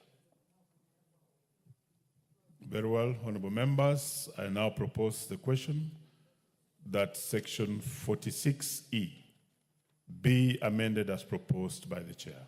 What's the question? Honorable member, yes, honorable Undo. Chair, I would request the chair probably also give an insight, because if you are deleting the entire 46E, yet had section 7, subsection 7, and subsection 8, and this related to issues of accounts and the rest, probably you could also explain to us, does it also mean the two remaining subsections also are deleted, and yet you have not spoken to it? Thank you, Chair. Chair.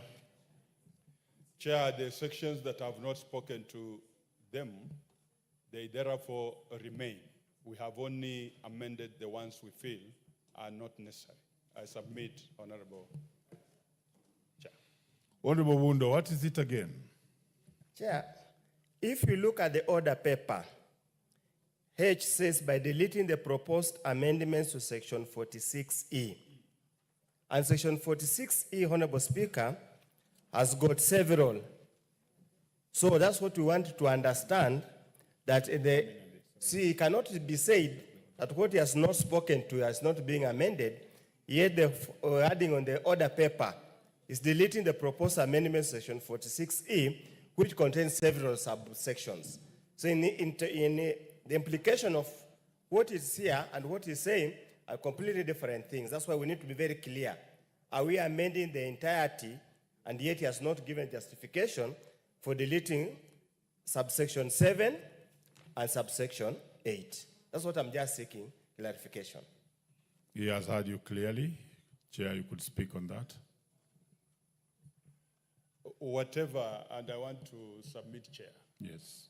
That we have only touched on what we feel is erroneous in these sections. And therefore, that's why we have only given the justification on H, because that is what interferes with the amendments as they appear. So which specific ones have you touched on? Just for record purposes. We have only amended section H.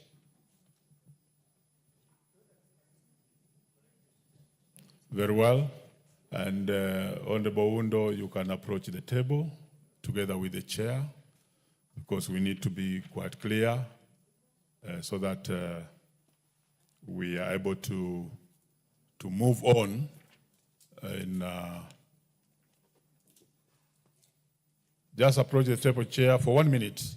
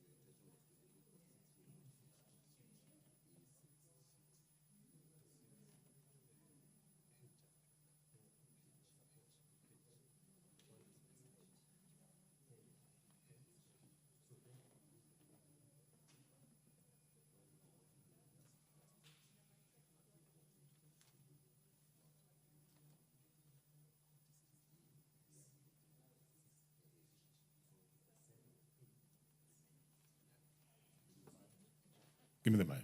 I also advise that the chair, you sit somewhere near here, because those regular consultations are important, especially with the councils.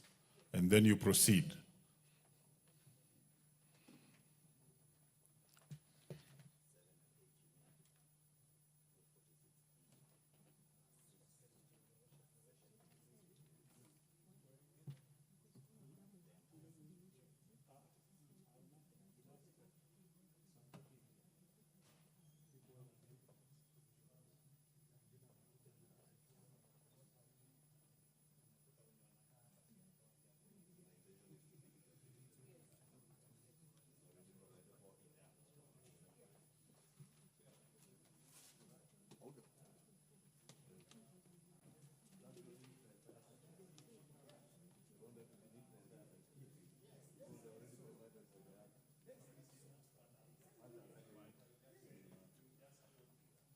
Very well, Chair. You could just speak on that one now for only 1 minute, just to make sure that the House is clear about the consultations you've been having with the leader of majority leader, and Oundo. Honorable Chair, we intend to delete the whole section 46E because it is already provided for in the Act.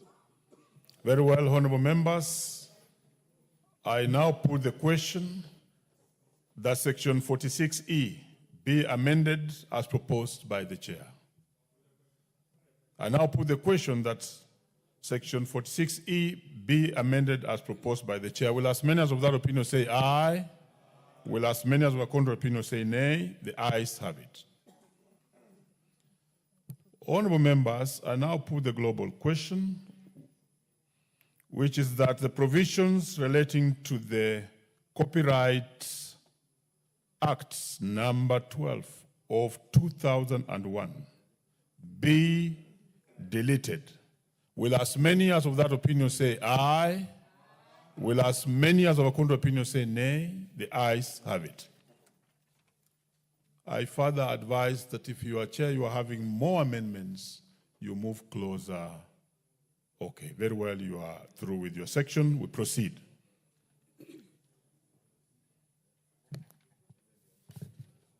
Provisions relating to the Scrap Metal Act 2015, number 1 of 2015.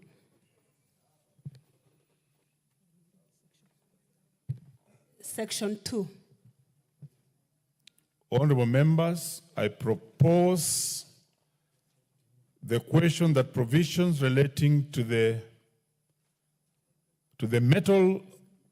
Scrap Metal Act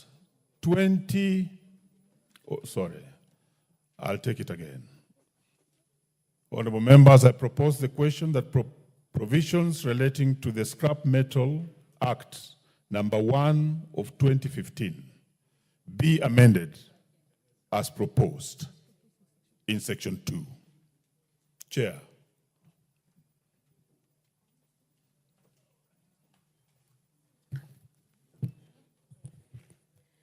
Chair, I beg to move that the amendments as appearing in the Scrap Metal Act, as it appears in the order paper, be amended as it appears in the order paper. And the justification for that, Chair, is that the proposed amendment is necessary to bring clarity to the definition of the word scrap metal. Proceed to move the second part of it. Chair, I propose to, I beg to move that the amendments as appears in that order paper on the second part be amended as appears on the order paper. And again, the justification is that the word platinoid group has been used in the definition of scrap, and as such, it is proper for the word to be defined to clarity on the types of metals that fall within the platinoid group. Very well, honorable members, I now propose the question that section 2 be amended as proposed by the chair. There's an interest in this. Yes, the Honorable Archie. Chair, when I look at the Act and I look at the amendments, while I appreciate the Chair, then it would have been better if you want to give clarity to scrap, to now explain to Kenyans to understand better, because you realize the distractions we are having right now, even in the metals we put on the roads everywhere, it is just so sad. But when you just say scrap, then it will continue being the same challenge. So if it is for clarity, then give us more clarity on it so that Kenyans can understand. They know there's a Scrap Metal Act, so then clarity on what?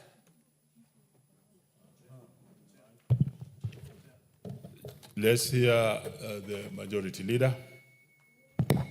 Thank you, Honorable Chair. I think just to make it clear to Honorable Elachi, the definition of scrap metal is already contained in the Act. And in actual sense, what the Chair is trying to do now is to delete the words of used automobile. For instance, you discover in almost all parking yards in government offices, they are used automobiles.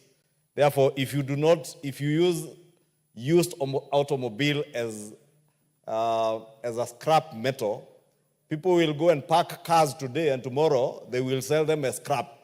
That is why the definition now within the definition for scrap metal for used automobile is being deleted to now use the word discarded. A discarded automobile that is not in use.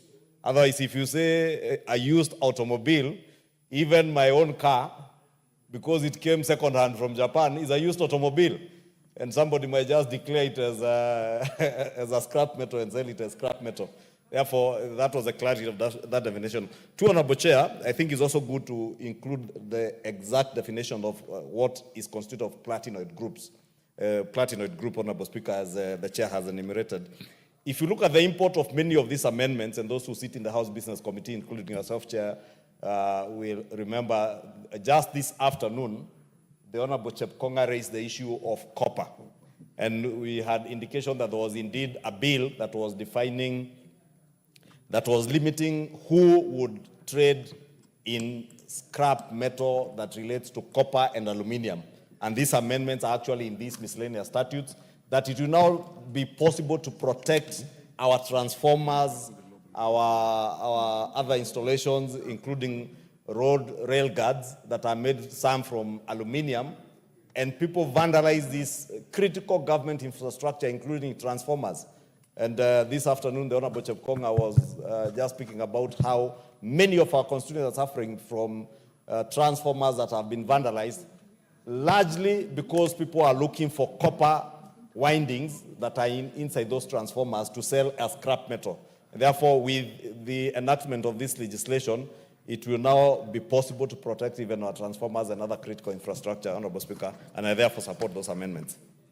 Thank you, Majority Leader, and I think that explanation now comes out. Even from where I'm seated, I'm very, very much now clear. And I hope, Honorable Elachi, it's clear to you. Honorable members, I now put the question that Section 2 be amended as proposed by the Chair. Will as many as of that opinion say aye? Aye. Will as many as of contrary opinion say nay? The ayes have it. Section 4.1. Honorable members, I now propose the question that provisions relating to the Scrap Metal Act, number 1 of 2015, in section 4.1 be amended as proposed. Honorable Chair, I beg to move that Section 4.1 be amended as it appears in the order paper.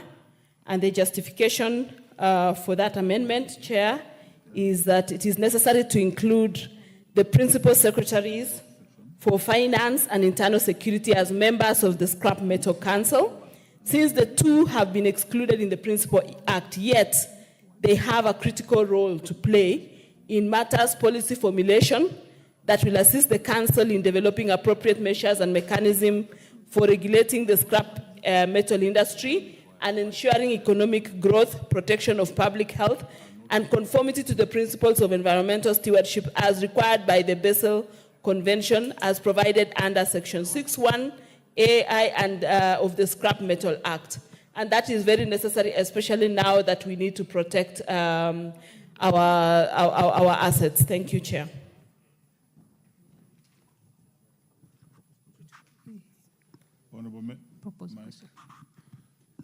I propose the question that Section 4.1 be amended as proposed by the Chair.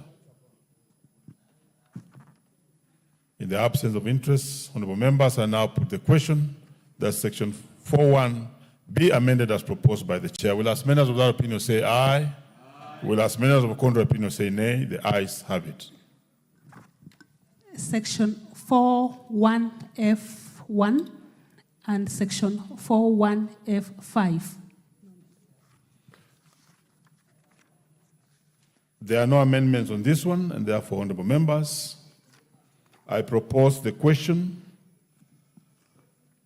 that the provisions relating to the Scrap Metal Act, number 1 of 2015, be amended as proposed in Section 4.1F1 and Section 4.1F5.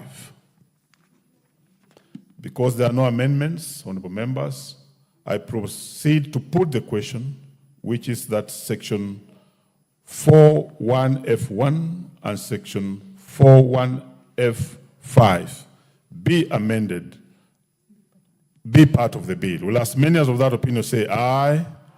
Will as many as of the contrary opinion say nay? The ayes have it. Section 6.1A2. Honorable members, I propose the question that the provisions relating to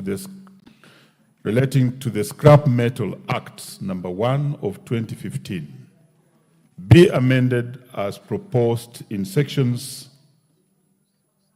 6.1A2 of the bill. There being no amendment, I now put the question that Section 61A2 be part of the bill. Will as many of that opinion say aye? Will as many of the contrary opinion say nay? The ayes have it. Section 9(1).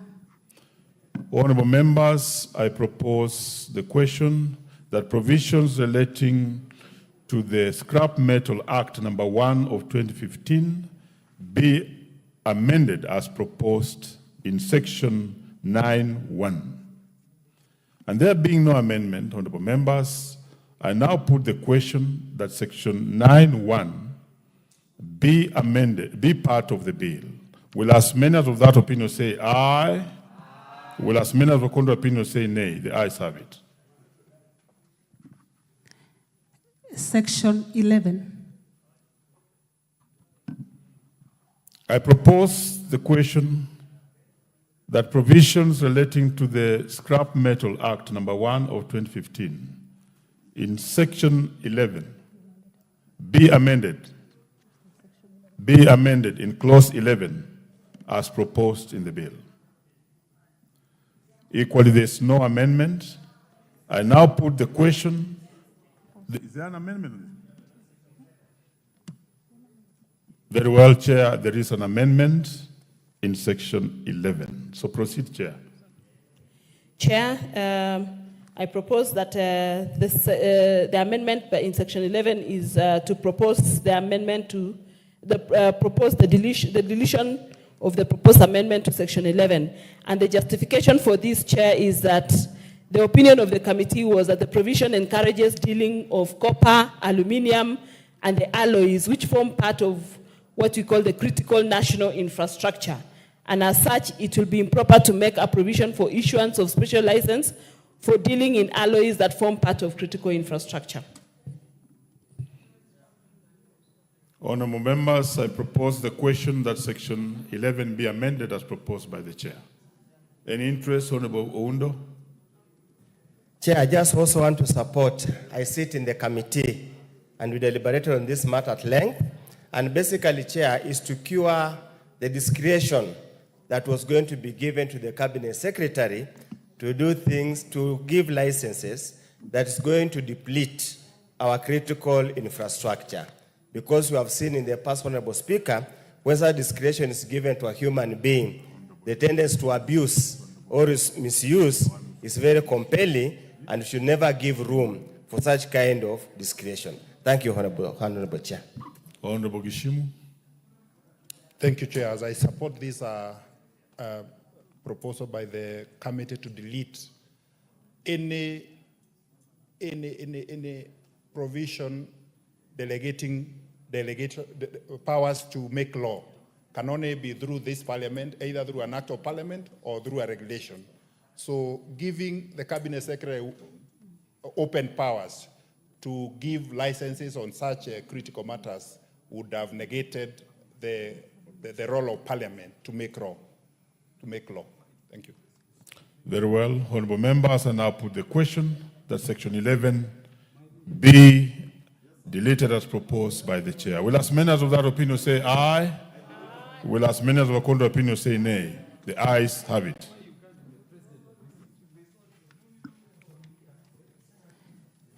Section 18(3)A, 18(3)B. Honorable members, I propose the question that provisions relating to the Scrap Metal Act number 1 of 2015 be amended as proposed in clauses 18(3)A and 18(3)B. Because there are no amendments, I proceed to put the question that clause, I proceed to put the question that sections 18(3)A and sections 18(3)B be part of the bill. Will as many as of that opinion say aye? Aye. Will as many as of the contrary opinion say nay? The ayes have it.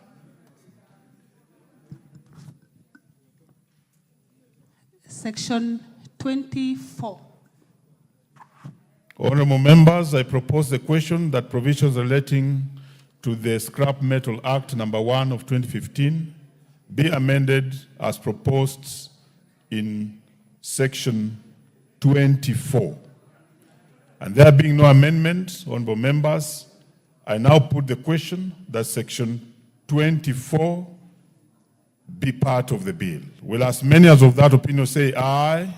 Will as many as of the contrary opinion say nay? The ayes have it. Section 22(2), Section 24, Section 24(2), and Section 26(1). Thank you, honorable members. I propose the question that provisions relating to the Scrap Metal Act number 1 of 2015, to the Scrap Metal Act number 1 of 2015 be amended as proposed in section 26. Act number 1 of 2015 be amended as proposed in section 26(2). There's an amendment to this, Chair. Thanks, Chair. I beg to move that section 26(2) be amended as it appears in the order paper. And the justification for this, Chair, is that the amendment is necessary to give effect to the proposed amendment under section 26(1), which gives the Cabinet Secretary power to authorize export or import of specific scrap metal. And section 26(1) is also amended to prohibit export or import of scrap metal unless authorized by the Cabinet Secretary responsible for industrialization. As such, the committee proposes to allow the export of export or import of specific scrap metal for specific purposes. Thank you, Chair. I propose the question that section 26(2) be amended as proposed by the Chair. Yes, Honorable Gichimu. Thank you, Chair. Actually, this cures the intention that had been intended in the amendment of section 11, whereby any action by the Cabinet Secretary for internal security, for matters relating to finance, and also in consultation with the Council, will have to prescribe. Prescription in law means there have to be regulations so that we can be able to restrict. Even this Parliament will also have a say in determining what kind of metals can be given licenses for importation or exportation. Thank you, Chair. Yes, Honorable. That's Honorable Watch. Thank you, Honorable Chairs. I support the proposed amendment with the rider and hoping that this is subject to provisions of 94(5) relating to the powers of Parliament, that nobody has the power to make law other than Parliament, as adverted by my colleague, that the committee that deals with the delegated legislation will also be able to have a bite at the decisions of the CS for Finance and the other relevant CSs. Otherwise, I support. Thank you.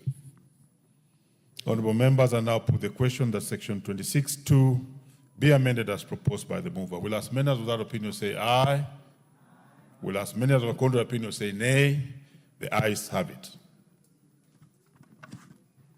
Section 26(3), Section 26, Section 31A, Section 31E2. Honorable members, I propose the question that provisions relating to the Scrap Metal Act number 1 of 2015 be amended as proposed in sections 26(3), 26, 31A, 31E2. There being no amendments on this one, I proceed to put the question that sections 26(3), Section 26, Section 31A, and Section 31E2 be part of the bill. Will as many as of that opinion say aye? Will as many as of the contrary opinion say nay? The ayes have it.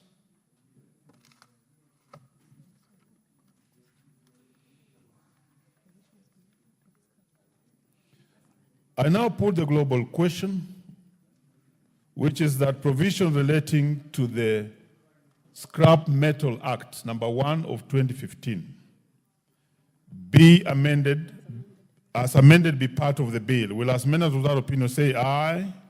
Will as many as without counter opinion say nay? The ayes have it.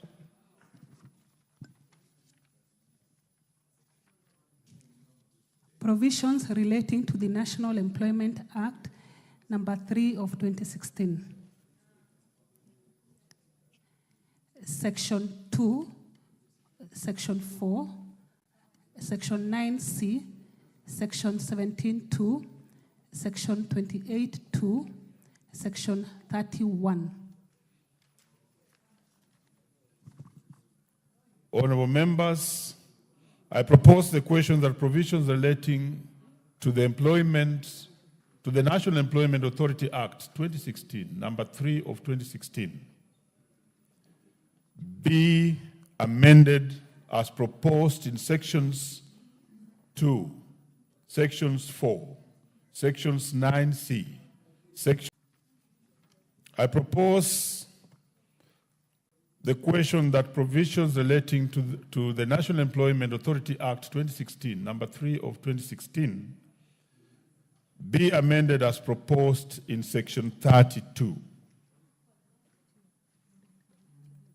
Is there an amendment? Yes, the Labour Committee Chair. Thank you, Honorable Chair, and I beg to move that the schedule to the bill be amended by deleting the proposed amendment to the section 32 of the National Employment Authority Act. And Honorable Chair, the justification is that that section does not contain the word youth, and the intention was to replace the word youth with the word jobless. So that section does not contain the word youth, and that is the justification. Very well. I propose the question that section 32 be amended as proposed by the chair. That there being no interest, I put the question that section 32 be amended as proposed by the mover. Will as many as without opinion say aye? Will as many as with contrary opinion say nay? The ayes have it. Section 33, Section 33.1, 33.3, 34, 36.1, 36.3, 36.4, 37, and 42. 36.3, 36.4, 37, 36.4, 37, and 42 be amended as proposed in the bill. Will as many as without opinion say aye? Will as many as with contrary opinion say nay? The ayes have it.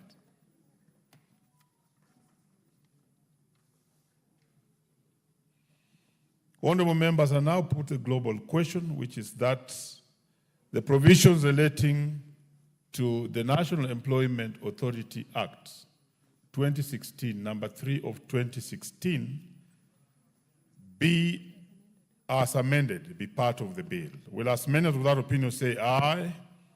Will as many as with contrary opinion say nay? The ayes have it. Provisions relating to the Fisheries Management and Development Act, number 35 of 2016. No amendment. Honorable members, I propose the question that provisions relating to the Fisheries Management and Development Acts of 2016 be amended as proposed in the bill. Is there an amendment on this one? Honorable members, there being no amendment, I proceed to put the question that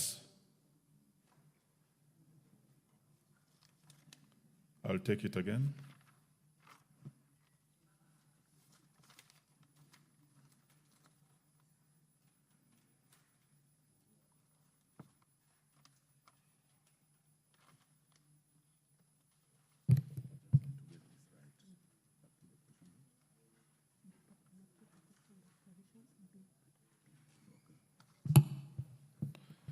Honorable members, I now put the question that provisions relating to the Fisheries Management and Development Act of 2016 be part of the bill. Will as many of that opinion say aye? Will as many of the contrary opinion say nay? The ayes have it. Proceed. Provisions relating to the Energy Act, number 1 of 2019.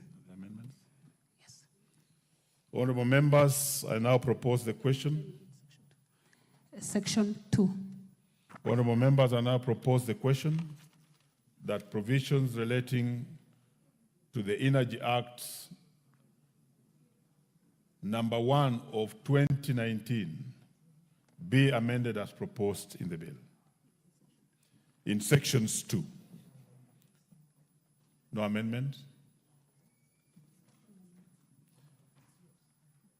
Honorable members, I therefore proceed to put the question that provisions relating to the Energy Act number 1 of 2019 in section 2 be part of the bill. Will as many as that opinion say aye? Will as many as the contrary opinion say nay? The ayes have it. Is the chair in the house? Very well, thank you. New section 6A.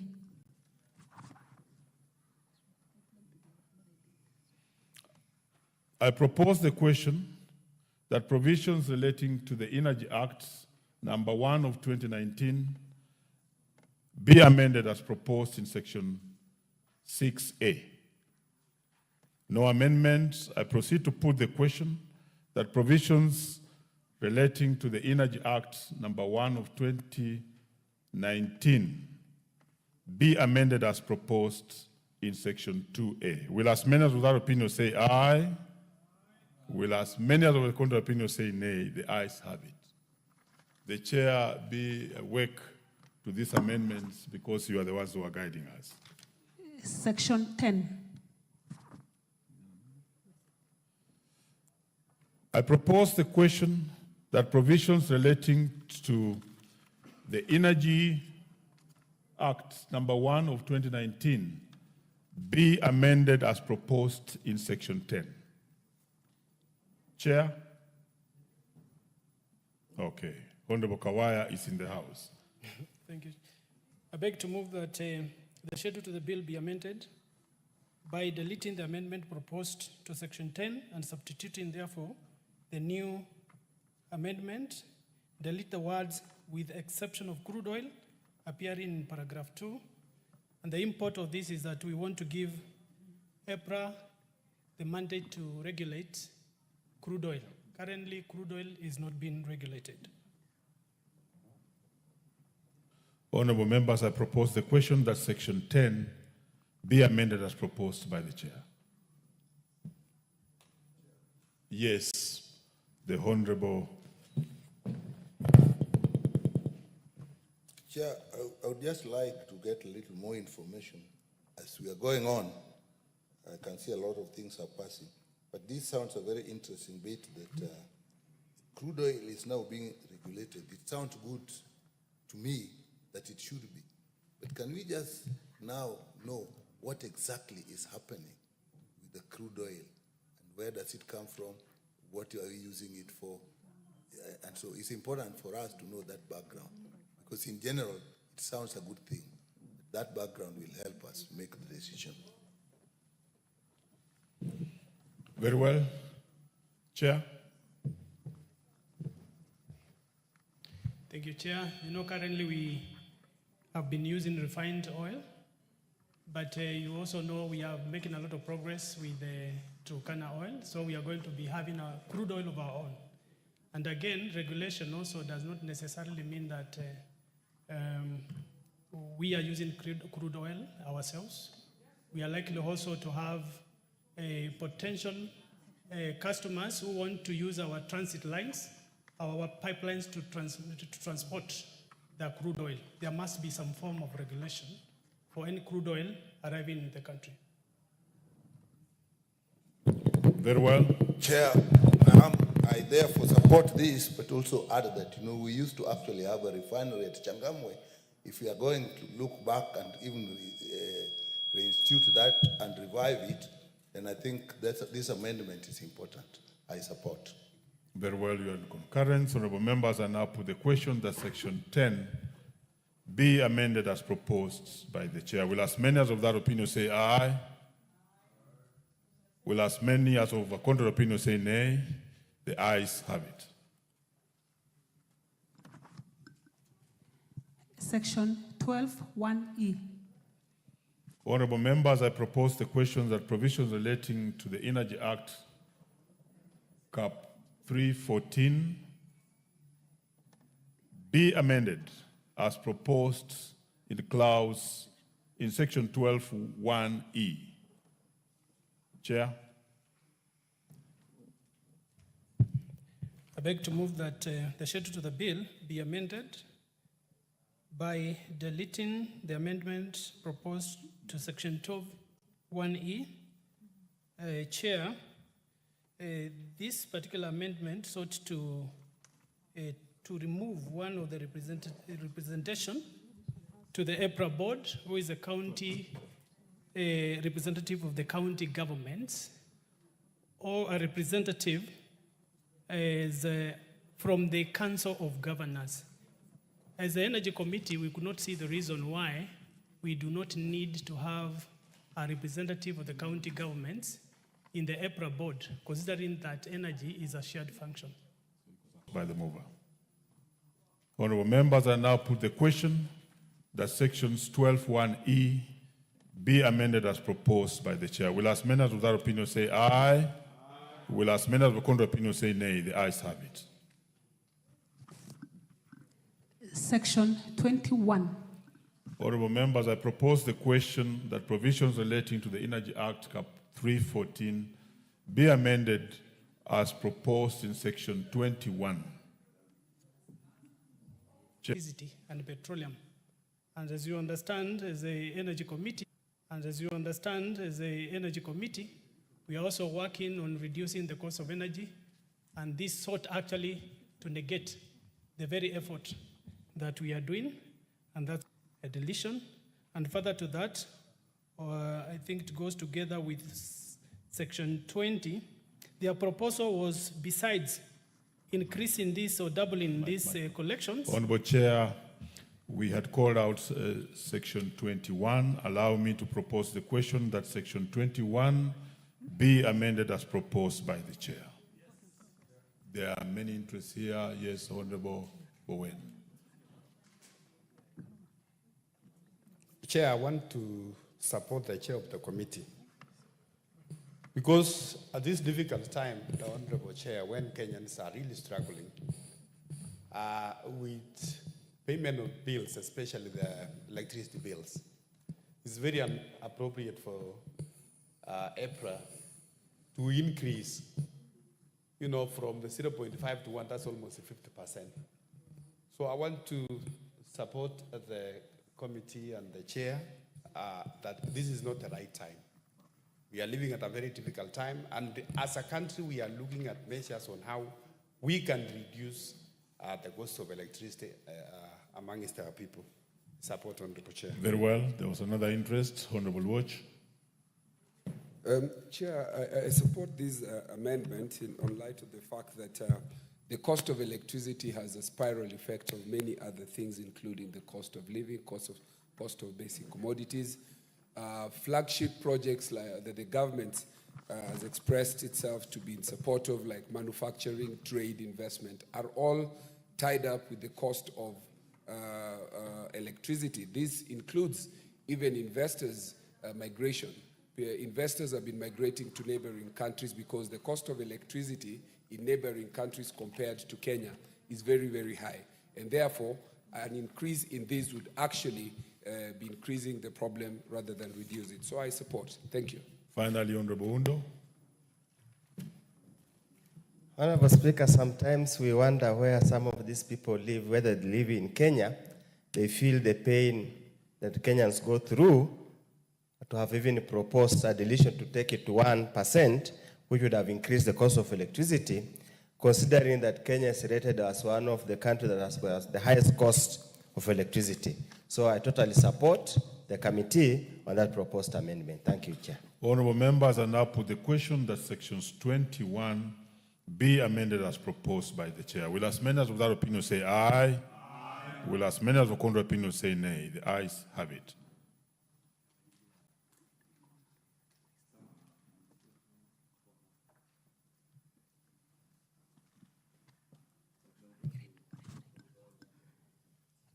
Section 20.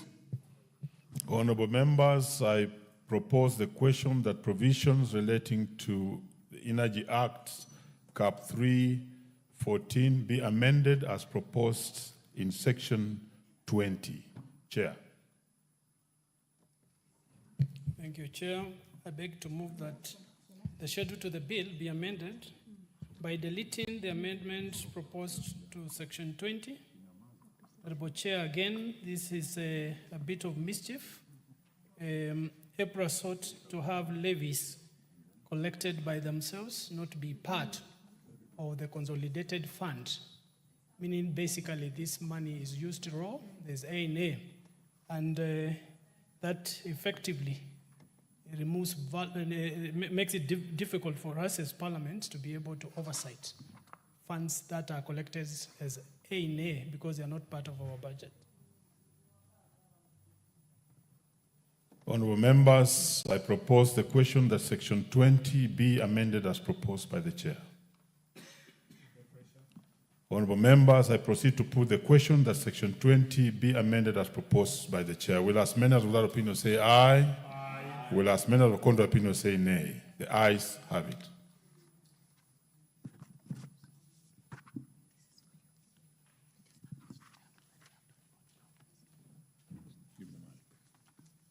Honorable members, as earlier on directed by the Speaker, the House was to resume at 5 to deal with matters relating to SHA and SHIF. And therefore, honorable members, at this particular juncture, would have to report progress.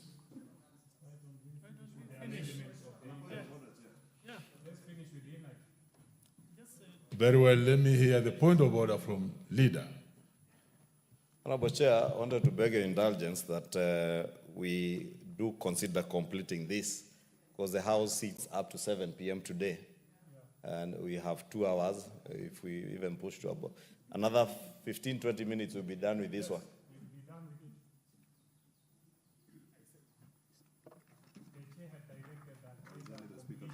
You know, honorable members, the Speaker directed, and therefore let me do some consultations.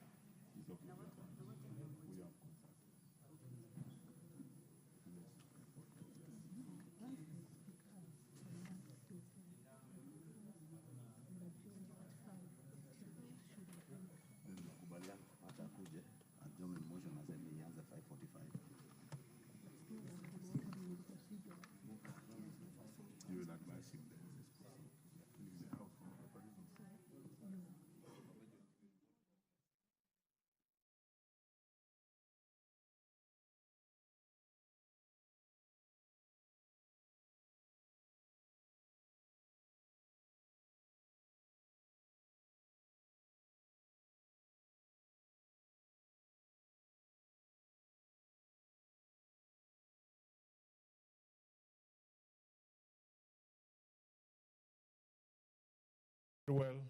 Because of the direction that were given by the Speaker, we shall report progress for now, and therefore I call upon the mover, who is the leader, Majority Leader. Honorable, when we have done enough consultation, allow the Majority Leader to proceed. Thank you, Honorable Chairperson. I'd like to move that the House do report to the House its consideration of the Statute Law Miscellaneous Amendments Bill, National Assembly Bill number 67 of 2023, up to clause 21 of the Energy Act, and its approval thereof with amendments, and seek leave to sit again. Mike. Honorable members, I put the question, which is that the committee do report to the House its consideration of the Statute Law Miscellaneous Amendments Bill, National Bill number 67 of 2023, up to the provisions relating to the Energy Act number 1 of 2019, section 20, and its approval thereof with amendments, and seek leave to sit again. Will as many as of that opinion say aye? Aye. Will as many as of the contrary opinion say nay? The ayes have it. Honorable members, Mr. Speaker.